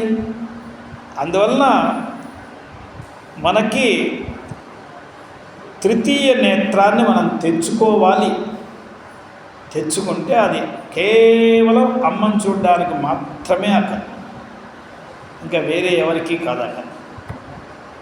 ఆ కన్నుతో ఆ కన్ను తెరిచామనుకో మన మనస్సులో ఉండేటువంటి కోరికలన్నీ దగ్ధమైపోతాయి. కామదహనం దాంతోనే కదా అయ్యేది. అందువల్ల లలాట నయనం, లలాటంలో ఉండేటువంటి నేత్రం అంటే తృతీయ నేత్రం. ఆ తృతీయ నేత్రం గలవారు ఎవరైతే ఉన్నారో వారే అర్చించగలరు అమ్మవారిని. అది లేకుండా ఎన్ని తయారు చేసి పెట్టుకున్నా వీళ్ళు ఏదో ఇంకో పని చేస్తున్నారు, కానీ అమ్మవారిని పూజించట్లేదు. లలాట నయనార్చిత, లలాటమందు నయనం గలవారిని లలాటే నయనం ఏషాంతే లలాట నయనా. ఇక్కడ లలాటము అనే శబ్దానికి అర్థం ఏమిటండి? లలాటము అనే శబ్దానికి అర్థం ఏమిటంటే రెండు కండ్లకు పైన మనకి భ్రూ అని చెప్తాం కదా, దాని మధ్యలో ఎక్కడి నుంచి నాసా వంశం ఆరంభమవుతుందో ఆ మధ్య భాగానికి, భ్రూ మధ్య భాగానికి ఆజ్ఞాచక్రం ఉండే చోటికి పేరు లలాటము అని పేరు. అక్కడ ఆజ్ఞాచక్రం ఉంటుంది, ద్విదళంగా ఉంటుంది అది. దానికి అందువల్ల లలాట శబ్దేన భ్రూమధ్యాన్ని చెప్తున్నాడు. ఈ భ్రూమధ్యం దీన్ని అక్కడ ఉండే నయనం అంటే ఏమిటంటే అర్థము? నయనం అంటే కన్ను అని కదా. నయనం అనే దానికి ఇంకో అర్థం ఉపనయనం అని చూశారు కదా. ఉపనయనం అంటే అది ఏమన్నా కళ్ళజోడ ఏమిటి? ఇప్పుడు మనకి ఉపనయనం, ఉపనేత్రం అంటే కళ్ళజోడని చెప్తున్నాం. ఉపనయనం అంటే కళ్ళజోడు కాదు కదా. మరి ఏమిటి అర్థం? అక్కడ నయనం అంటే తీసుకుని వెళ్ళడం అని అర్థం. మనల్ని అమ్మ దగ్గరకు తీసుకుని వెళ్ళేటువంటి ఒక కన్ను మనకు కావాలి.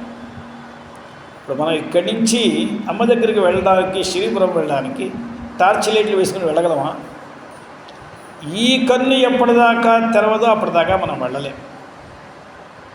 అది చూసుకోవాలి. చిన్న పిల్లలు పుట్టిన వెంటనే తొందరగా కళ్ళు తెరవలు.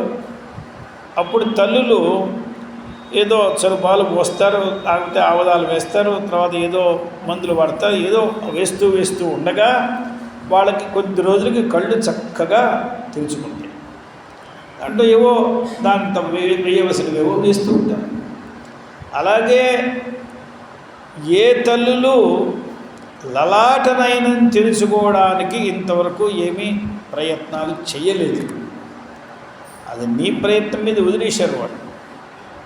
ఇప్పుడు దాన్ని తెరచడానికి కావాలని ప్రయత్నం చేసుకుని దాన్ని శుద్ధంగా ఉద్ఘాటన చేసి, ఎందుకంటే మన వాళ్ళు ఏం చేస్తారు, అజ్ఞాన తిమిరాంధస్య జ్ఞానాంజన శలాకయ చక్షురున్మీలితయ్యేన తస్మై శ్రీ గురవే నమః.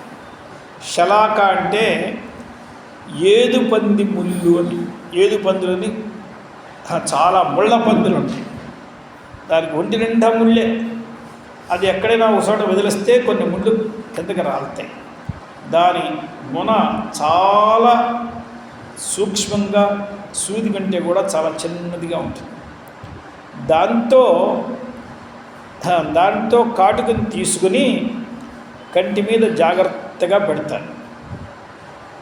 అందువల్ల అది జ్ఞానాంజన శలాకం.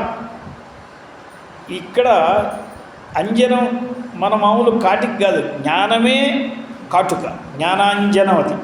ఆ జ్ఞానాంజనాన్ని తీసుకుని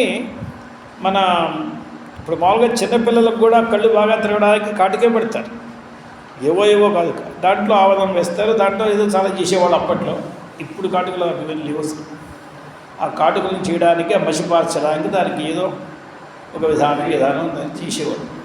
దానికి సగ్గు బియ్యం వేసి దానికి ఏదో చేసేవాడు. ఒక విధానం ఉండేది, ఏదో తలుపులన్నీ వేసేసేవాడు, ఏదో చేయాలి.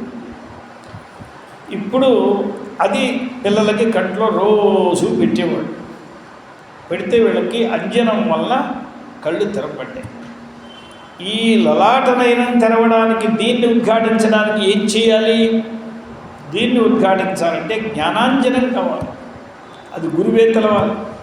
ఆ అంజనం ఆయన దగ్గర ఉంది, ఆ శలాక ఆయన దగ్గర ఉంది, దాన్ని తీసుకుని చేయాలి. ఆ శలాకలు పోయిన తర్వాత వేళ్లతో పెట్టడం ఆరంభించారు. వసుదా శలాకలతో పెట్టేవాడు. చాలా జాగ్రత్తగా పెడతారు పిల్లలు. ఎందుకంటే ఒక పక్క తల ఉంచరు, ఇటు తిప్పేస్తారు. ఎంత పట్టుకున్నా ఇటు తిప్పేస్తారు. వాళ్ళకి సరిగ్గా ఆ కాటికి పెట్టే వాటికి అరగంట పడుతుంది. ఎందువల్లంటే వీళ్ళు తీసుకున్న కాటికంతా బొగ్గ మీద పడుతుంది, లేకపోతే నెత్తి మీద పడుతుంది, లేకపోతే చేతి మీద పడుతుంది. ఎక్కడ కంట్లో పెట్టాలి అట్లా పెట్టలేరు. గట్టిగా పెడదామంటే చేతిలో కూర్చుంటుందని భయం. ఎంతో సునిశ్చితంగా పెట్టాలి. ఇప్పుడు గురువులు ఈ పని చేసి చక్షురున్మీలితం, చక్షుస్సుని వారు తెరవాలి, ఉద్ఘాటన చేయాలి. అందువల్ల ఇక్కడ నయనం అనే శబ్దానికి అర్థం జ్ఞానం. ఆజ్ఞాచక్రంలో ఉండేటువంటి జ్ఞాన నేత్రానికే నయనం అని పేరు. జ్ఞానమే నేత్రం. జ్ఞాననేత్రం అంటే అదొక వేరే నేత్రం కాదు, జ్ఞానాన్నే నేత్రంగా పిలిచారు. ఇప్పుడు అందువల్ల నయన శబ్దేన జ్ఞానమపి, నయన శబ్దంతో జ్ఞానాన్ని చెప్తారు. అంటే అర్థమైంది. ఇప్పుడు మనందరం మామూలుగా చూసేటప్పుడు సాధారణంగా చూపు ఏం జరుగుతుందంటే సమానంగా చూస్తాం, లేదా కిందకి చూస్తుంటాం. పైకి మనం చూడలేం. పైకి చూస్తే ఎంతసేపు చూస్తుంటాం. తల ఇలాగే పెట్టి పైకి చూడాలంటే కళ్ళు వాచిపోతాయి, నిప్పులు పడుతుంది, ఎంతసేపు చూస్తాం. ఈ లలాటనయనం మాత్రం పైకే చూస్తుంది, సమానంగా చూడదు, కిందకి చూడదు. అందువల్ల ఊర్ధ్వదృష్టి, లలాటనయనానికి ఊర్ధ్వదృష్టి అని పేరు. అంటే మనకి గీతల్లో 6వ అధ్యాయంలో కూడా చెప్పారు. ఉదాసీన, దేనితోనూ పట్టనట్లుగా కూర్చుని సంప్రేక్ష్య నాసికాగ్రం స్వం, వారి ముక్కు యొక్క చివరను చూస్తున్న వాడిలాగా ఉంటూ మనః భ్రువోర్మధ్యే నివేశ్య, మనస్సుని భ్రూమధ్యంలోకి, ఆజ్ఞలోకి తీసుకొచ్చి ఆ పరమాత్మను ధ్యానం చేస్తూ ఉంటే మెల్లిమెల్లిగా ఆ నయనం అనేది చక్కగా విస్ఫురించుకొని వికసిస్తుంది అని మనకి దాంట్లో కూడా చెప్తుంది. ఆజ్ఞలో ఉన్నవాడు ఇలాగే కూర్చుని ఆజ్ఞలో కూర్చుని, ఆజ్ఞలో ఉన్నవాడికి మూలాధారంలో, అనాహతంలో, మణిపూరంలో సంచారం చేస్తూ ఉండేవాడు ఏదో వ్యవహారాలు చేస్తూ ఉంటాడు. ఆజ్ఞలో కూర్చున్నవాడు ఊర్ధ్వదృష్టిలో ఉంటాడు. అందువల్ల తథాచ ఊర్ధ్వదృష్టిభి, ఈ ఊర్ధ్వదృష్టి మనకి సిద్ధించాలి అంటే మనం ఒక ముద్ర వేసుకోవాలి. ఆ ముద్రకు ఖేచరీ ముద్ర అని పేరు. ఈ ఖేచరీ ముద్ర అనేది చేతులతో వేయరు. ఖేచరీ ముద్ర అనేది కాళ్ళతో కూడా వేయరు. నాలికను కొండ నాలికకు అంటేట్టుగా ప్రయత్నం చేస్తారు. ఇప్పుడు నేనేదో చెప్పా కదా అని అవసరంగా ప్రయత్నం చేస్తే ఏదో ఉన్న నాలుగు మందు వేస్తే కూడా నాకు కూడా ఊడిందనే సామెత ఇది. దీనికి జాగ్రత్తగా గురువుల దగ్గర కూర్చుని నేర్చుకుని చేసుకోవాలి. ఏదో విన్నాం కదా అని చేసేయకూడదు. ఈ నాలుకను అక్కడ దాకా తీసుకుని వెళ్ళి అప్పుడు దాంట్లో ఓంకారం చేస్తారు. దానికి సరిగా దానికి తినే తిండే వేరు. ఎందుకంటే ఆ ప్రయత్నం చేస్తున్నప్పుడు శరీరంలో శక్తి చాలా ఖర్చు అవుతుంది. అంటే మన వాళ్ళు క్యాలరీ అని చెప్తున్నారే, పరిగెత్తితే ఎంత క్యాలరీ పోతుంది, ఈ బరువు ఎత్తితే ఎంత క్యాలరీ పోతుంది, అరిస్తే ఎంత క్యాలరీ పోతుంది. అందువల్ల ఇప్పుడు చాలామంది పెద్దవాళ్ళు రాక్షసులాగా హాహాహా నవ్వుతూ ఉంటారు. ఏమిటంటే క్యాలరీ తగ్గించాలి. ఇప్పుడు అదొక పెద్ద ఎక్సర్సైజ్ కదా. అంటే ఇప్పుడు స్వయంగా సంతోషం రావట్లేదు, ఆ నవ్వు రావట్లేదు. అక్కడికి వెళ్ళి కూర్చుని అరగంట సేపు వాడికి ఏదో డబ్బులు ఇచ్చి అక్కడ కూర్చొని నవ్వినాడు. వాడు బెత్తం పంచుకొని కూర్చుంటాడు. నవ్వకపోతే వేస్తాడు. వాడి దగ్గర కూర్చొని హాహా నవ్వుతూ ఉంటే శరీరంలో క్యాలరీ తగ్గుతుంది. ఇప్పుడు ఈ కేచరి చేసినప్పుడు శరీరంలో ఉండేటువంటి పొటాషియం కానీ ఇవన్నీ కూడా చాలా తగ్గుతాయి. అందువల్ల వాళ్ళకి ఏం చేయాలంటే యోగం చేసుకునే వాళ్ళు ఆజ్యాహారంతో బతకాలి. వాడు నేతుల్ని తీసుకోవాలి. ఇవాళ నెయ్యి అంటే ఎవరికి అసలు అరిగట్టే లేదు, నెయ్యి కొనట్టు లేదు, తాగట్టు లేదు, ఏదీ లేదు. కానీ యోగాసనాల్లో ఇవన్నీ చాలా పెద్ద నియమాలు. ఆ శరీరానికి ఆ పుష్టి ఉంటే కానీ ఇవన్నీ చేయలేదు. ఆ కేచరీ ముద్ర, ఆ కేచరీ ముద్రతో ఏం జరుగుతుందంటే చిత్తం లయమైపోతుంది. కేచరీ ముద్ర వేస్తూ ఉంటే మనస్సు మన్ని ఇటు అటు పీకుతూ ఉంటుంది కదా, దానికి బంధనం చేసినట్లు అయిపోతుంది. ఇంకా ఏం చేయదు. ఆ మనస్సు ఎటు వెళ్ళడానికి వెళ్ళకుండా 2 చేతులు 2 కాళ్ళు కట్టేసి మెడకు ఒక తాడు కట్టి అరికాళ్ళ దాకా బిగించి కట్టాడు ఒక మనిషి. వాడు ఏం చేస్తాడండి, ఇలా కట్టడానికి ఒక యంత్రం ఉంటుంది. తాళ్ళు అయితే కాదు, ఒక యంత్రం ఉంటుంది. దానికి 2 కాళ్ళ దగ్గర దానికి తెలుసుకుంటుంది. దాన్ని మూసేస్తే 2 కాళ్ళని ఒకటిగా కలిపేస్తుంది. అలాగే 2 చేతుల్ని ఒకటిగా కలిపేస్తుంది. మెడలో పెద్ద చెల్లి ఉంటుంది. మెడను వేసి ఈ మెడను వెనక నుంచి ఉంచి అరికాళ్ళ దగ్గరికి తేలి దానికి అక్కడ కుక్కె ఉంటుంది, అక్కడ వేసేస్తాడు. దీనికే ద్రుపదం అని పేరు. ద్రుపదం అంటారు దాన్ని. ఆ యంత్రాన్ని ద్రుపదం అంటారు. ఇప్పుడు మామూలుగా మనకి సంకెళ్ళు వేసేటప్పుడు యువకులు శుద్ధి వస్తారు. ఇది అలాగా ద్రుపదం అంటే ఈ మెడను వంచి పాదాల దాకా అడ్డట్టుగా వేసేస్తారు, చేతులు కట్టేస్తారు. ఇంకా వాడు ఏం చేస్తాడు, మనకు రోజు సంధ్యావందనలో ద్రుపదాదివముంచతు ద్రుపదాదివేన్ముచాన అని చెప్తున్నాను. మా నిజంగా అటువంటి దాంట్లో పడి ఒక జీవుడు కొట్టుకుంటూ ఉంటే ఎవరైనా వచ్చి దాంట్లోంచి విడిపించినట్లయితే అంతకంటే మనకి దగ్గరకు అవసరం వాళ్ళు ఎవరుంటారు? అంతకంటే మనకి అందులో ద్రుపదాది భవించదు. నేను ఈ సంసారములో చేతులు కట్టబడి, కాళ్ళు కట్టబడి, మెడగట్టబడి, సకల అవయములతో విషయములకు లోనుడినైపోయి నిన్ను స్మరించుకోవడానికి చేతకాక నేను ఉండిపోయినాను. అందువల్ల నన్ను నీవు వచ్చి దానికి ప్రచోట నట్లు వేసేస్తారు. అవి తీసి నన్ను విడుదల చేయించు. ద్రుపదాది భవించతు ద్రుపదాది వేన్ముచాన అనే స్వర్ణస్నాట్యంలాగా పేరు ఉంటుంది. దానికి ద్రుపదం అని పేరు. అందువల్ల ఇప్పుడు ఈ మనస్సుకి మనం ద్రుపదం వేసామనుకోండి, అది కదలడానికి వీల్లేదు. అది శ్వాస కూడా విడిచిపెట్టడానికి వీల్లేదు. దానికి మన శరీరం మామూలుగా ఉంటే శ్వాస విడుస్తుంది. దీన్ని వంచి కూర్చోబెట్టామనుకోండి, మనమే సాధారణంగా నించుని బాగా వంగి చేతులతో కాలి గోడను పట్టుకొని నించుంటే ఒక 5-10 నిమిషాలు అయిన తర్వాత శ్వాస పీలవడం కష్టమవుతుంది. అంటే శరీరం మామూలుగా ఒక బొంగులాగా ఉంటే వచ్చే శ్వాస వేరు, దాన్ని విడివిడి భంగిమల్లో పెడితే వచ్చే శ్వాస. అలాగే కట్టేసి పెడితే ఇంకా వాడు ఏం చేస్తాడు? వాడికి శ్వాస కూడా ఆడదు.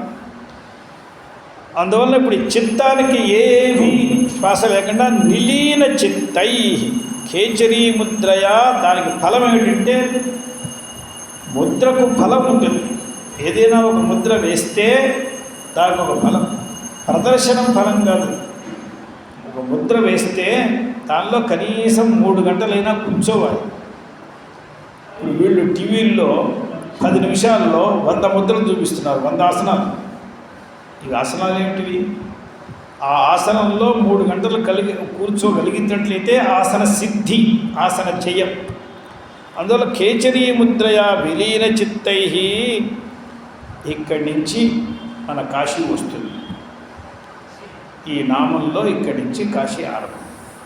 అంటే మనకేమిటంటే లలాట నయనం రావడానికే శ్రీ కాశీ వచ్చింది. నేను అందుకే మీకు ఒక చిన్న ఈ పుస్తకం పంపించాను, అది అందరికీ ఇమ్మని చెప్పాను. కారణం ఏమిటి? దానిలో కాశీ అనేది ఏమిటి, లలాట నయనం ఏమిటి, ఇప్పుడు ఆ కాశీలో ఉన్నవారు మాత్రమే అమ్మవారిని అర్చన చేయగలరు, ఇది ఏమిటి అనే విషయం దీన్ని ఆచార్యుల వారు ఇక్కడ స్పష్టంగా వర్ణిస్తూ జాబాల శృతిలో ఉందని చెప్పారు. ఆ జాబాల శృతిలో 2వ అధ్యాయంలో ఒక 10 పంక్తుల్లో అక్కడ మూలం ఉన్నది. దాన్ని తెలుగు అక్షరాల్లో ఉన్నదే నేను వెతికి ఇచ్చాను. దానికి అర్థం కూడా ఎవరో ఒక ఆయన చాలా సర్వసులభంగా సామాన్యమైన అర్థాన్ని రాసిపెట్టారు. అంతవరకు అర్థం చేసుకున్నా కూడా మనకి మంచిది, తప్పేం లేదు. ఆ అర్థాన్ని కూడా అనుసంధానం చేస్తే కానీ మనకి ఇదంతా తెలియదు. ఏమిటి దాంట్లో ఉన్నది?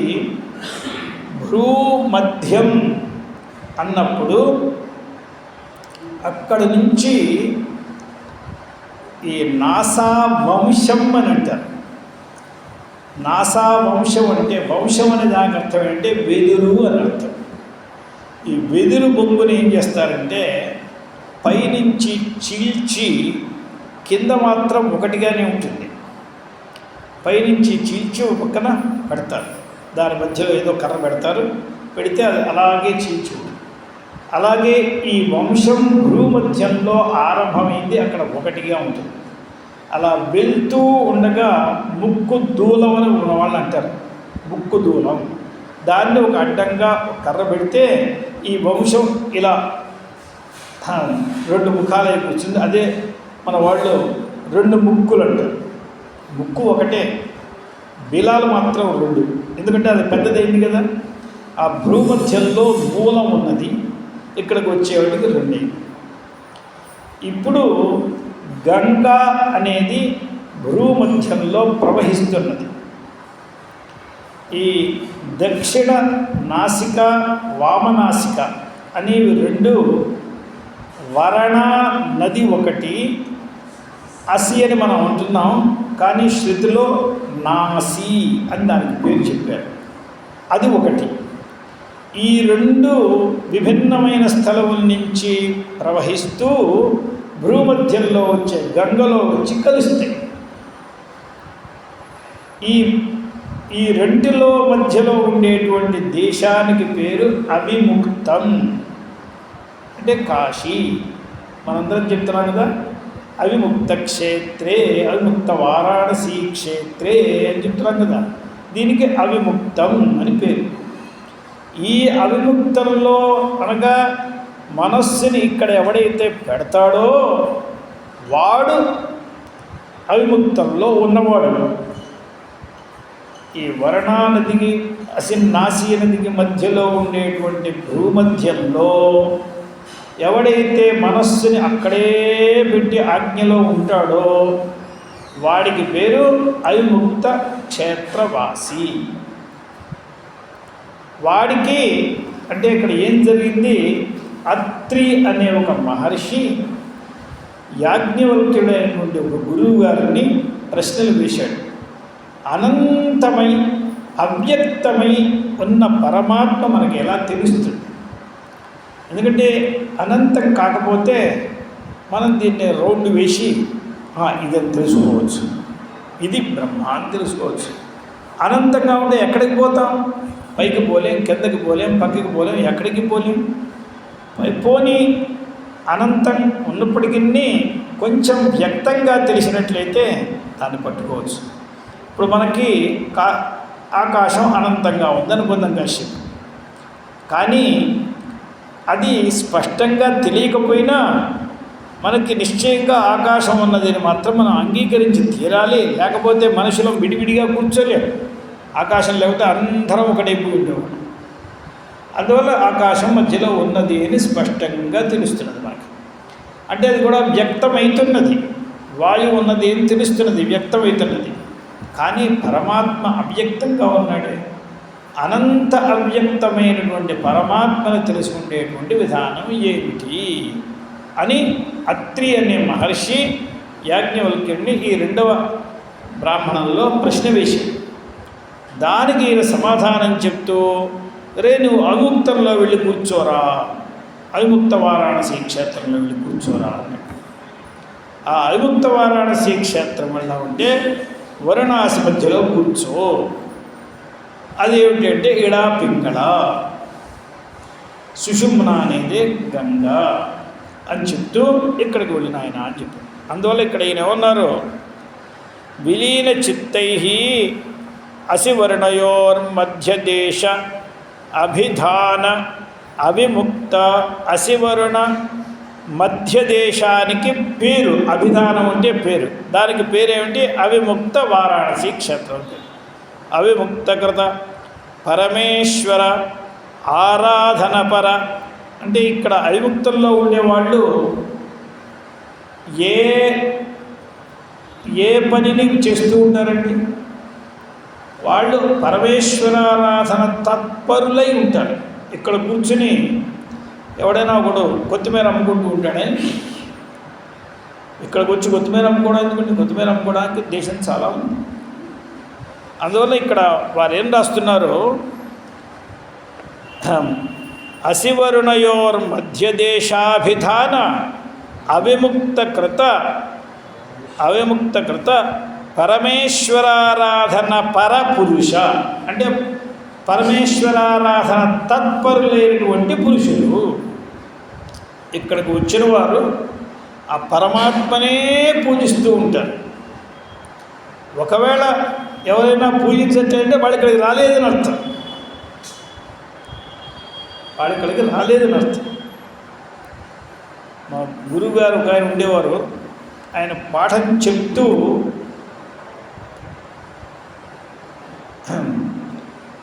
ఎరా ఈ ప్రశ్నకు సమాధానం ఎవరు చెప్తారు అని వాళ్ళ పేరు వీళ్ళ పేరు అడుగుతూ ఉండేవారు. ఎవరో విద్యార్థి, ఏమండి మీరు వాడి పేరు అడగలేదండి, కృష్ణ ఉన్నాడు. అరే వాడు క్లాసులో లేడురా. కాదండి నా పక్కన కూర్చున్నాడు. వాడు రాలేదురా. లేదండి అరగంట నుంచి కూర్చున్నాడు. వాడు లేడు, వాడు అబ్సెంట్. ఏమిటండి మీరు చెప్పేది? వాడు వచ్చింది మన పాఠానికి కాదు, బయట ఎండ ఎక్కువగా ఉండి ఇక్కడ కూర్చుంటే చల్లగా ఉందని వచ్చాడు. వాటి అడుగు మన పాఠానికి వాడికి ఏమైనా సంబంధం ఉంది? వాడు రాలేదు. అదే వాడు పక్కన కూర్చోనంటే ఇక రాలేదనేవాడు. అలాగే అవిముక్తంలో ఉండి పరమేశ్వరారాధన తత్పరులు కాకపోతే వాళ్ళు ఇక్కడ లేరు. అసలు వారు ఇక్కడ లేరు. ఒక రోజున ఎగ్జాములు ఏదో త్రైమాసిక క్వార్టర్ లీవ్ జరుగుతూ ఉండగా ఎవడో పిల్లవాడు ఎవడిదో చూసి రాస్తుంటే వాడు వెంటనే కంప్లైంట్ చేశాడు గురువుగారికి. ఇలా వీడు నాకు చూసి రాస్తున్నాడని క్షణానికి పీగుతున్నాడు. ఆయన అన్నాడు, నువ్వు శుద్ధ అబద్ధం చెప్తున్నావు, వాడు అలా చేయడం.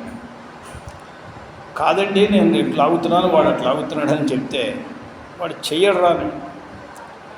తర్వాత మేము అడిగా, ఏమండి మీరు అంత నమ్మకంగా ఎలా చెప్పారండి? అసలు వాడికి రాయడానికి అక్షరాలు రావడం, వాడు చూసి ఏం చేస్తాడు, చూడకుండా ఏం చేస్తాడు. వాడికి అక్షరాలు రావు వాడికి. అందులో వీడు చూసి రాస్తున్నాడనేమాట అబద్ధం, చూశాడనేమాట సత్యం, కానీ రాస్తున్నాడనేమాట అబద్ధం. అలాగే అవిముక్తంలో ఉండేవారు పరమేశ్వరారాధన తత్పరులై ఉంటారు పురుషులు. అయ్యా అలా లేరే అంటే వాళ్ళు ఇక్కడ లేరండి, మీరు ఉన్నారని మీరు అంటున్నారు, లేరు వాళ్ళు అక్కడ. అందువల్ల అవిముక్తకృత పరమేశ్వరారాధన పర పురుష అంటే తత్పరులైనటువంటి ఏ పురుషులు ఉన్నారో ఆ పురుషుల చేత ప్రాప్యమైనటువంటి ప్రాప్యత్వాభిధాన అభిధాయక అత్రి ప్రశ్నోత్తర ఏమండి ఆ పురుషులందరూ దేన్ని పొందుతారు అనేటువంటి ఆ ప్రశ్నాన్ని సమాధానం చెప్పేటువంటి అత్రి ప్రశ్నానికి సమాధానం జాబాల శృతిగత, అది జాబాలోపనిషత్తులో ఉన్నది. అక్కడ యాజ్ఞవల్క్యోత్తర వాక్య నిర్దిష్ట యాజ్ఞవల్క్యుడి సమాధానం ఉన్నది. దానిలో భూమికా జయసిద్ధిమత్పురుషై, ఆ భూమికను జయించాలి. భూమిక అంటే స్టేజీ అని అర్థం. వైరాగ్యం రావడం ఒకటి, వివేకులుగా ఉండడం, వైరాగ్యం రావడం, బ్రహ్మతత్వం గురించి తెలియడం, తాను ఎవరు అనే విషయాన్ని, తాను బ్రహ్మాన్ని గుర్తించడం, తన్నిష్ఠులై ఉండడం. ఇక వారికి ఎవరు ఎంత చెల్లింప చేసినా, శరీరం ఏది చేస్తున్నా వారు మాత్రం బ్రహ్మనిష్ఠులయ్యే ఉంటూ ఉండడం అనేది. దీంట్లో బ్రహ్మవిద్వరీయాన్, బ్రహ్మవిద్వరిష్ఠ అనేటువంటి స్టేజీలన్నీ ఉంటాయి. ఆ స్టేజ్లో ఉన్నవారు చేత అమ్మవారు అర్చింపబడతగినది. సిద్ధిమత్ పురుషై భూమికా జయ సిద్ధిమత్ పురుషై అర్చిత. అర్చిత అంటే ఏమిటండి? స్వస్వరూపేణ సాక్షాత్కృత, నేనే అమ్మను అనే రీతిగా సాక్షాత్కారం చేయబడుతుంది. అందువల్ల లలాటనయనార్చిత. నిన్న మనం ఇప్పుడు నేను ఇవాళ పంపించినటువంటి దాంట్లో 10 పంక్తులే ఉన్నాయి, ఎక్కువ లేదు. రెండో బ్రాహ్మణం, దాన్ని అందరూ కూడా రేపు తీసుకుని వస్తే దానిలో ఇక్కడ మీరు మొత్తం కథని ఒకే వాక్యంలో సెంటెన్స్లో రాసేశారు. అంటే మీ అందరూ జాబాలశ్రుతి చదువుకున్నారు, అత్రి ప్రశ్న తెలుసు, యాజ్ఞవల్క్య సమాధానం తెలుసు అనే దృష్టితో. కానీ మనం రేపు దాన్ని కూడా చదివి దీన్ని పూర్తి చేసి అథవా అనే అర్థాన్ని కూడా చెప్దాం. అందువల్ల లలాటనయనార్చిత, ఏదో పెళ్లి చూపుల్లాగా చూద్దామంటే ఇదేమీ అయ్యేదేం కాదు. ఇది కర్ర పెళ్ళి అని చెప్తారే, కర్ర పెళ్ళి అంటే ఏమిటన్నారు అంటే మా గురువు పేరు సన్యాసానికి కర్ర పెళ్ళి అని పేరు అన్నారు. కర్ర ఇస్తే కర్ర పెళ్ళి మాట ఆయన అందుకోసమే కూర్చున్నాడు, కర్ర పెళ్ళి కోసం కూర్చున్నాడు. అందువల్ల ఓం లలాటనయనార్చితాయై నమః. నమః పార్వతీపతయే. హర హర మహాదేవ. నారాయణ.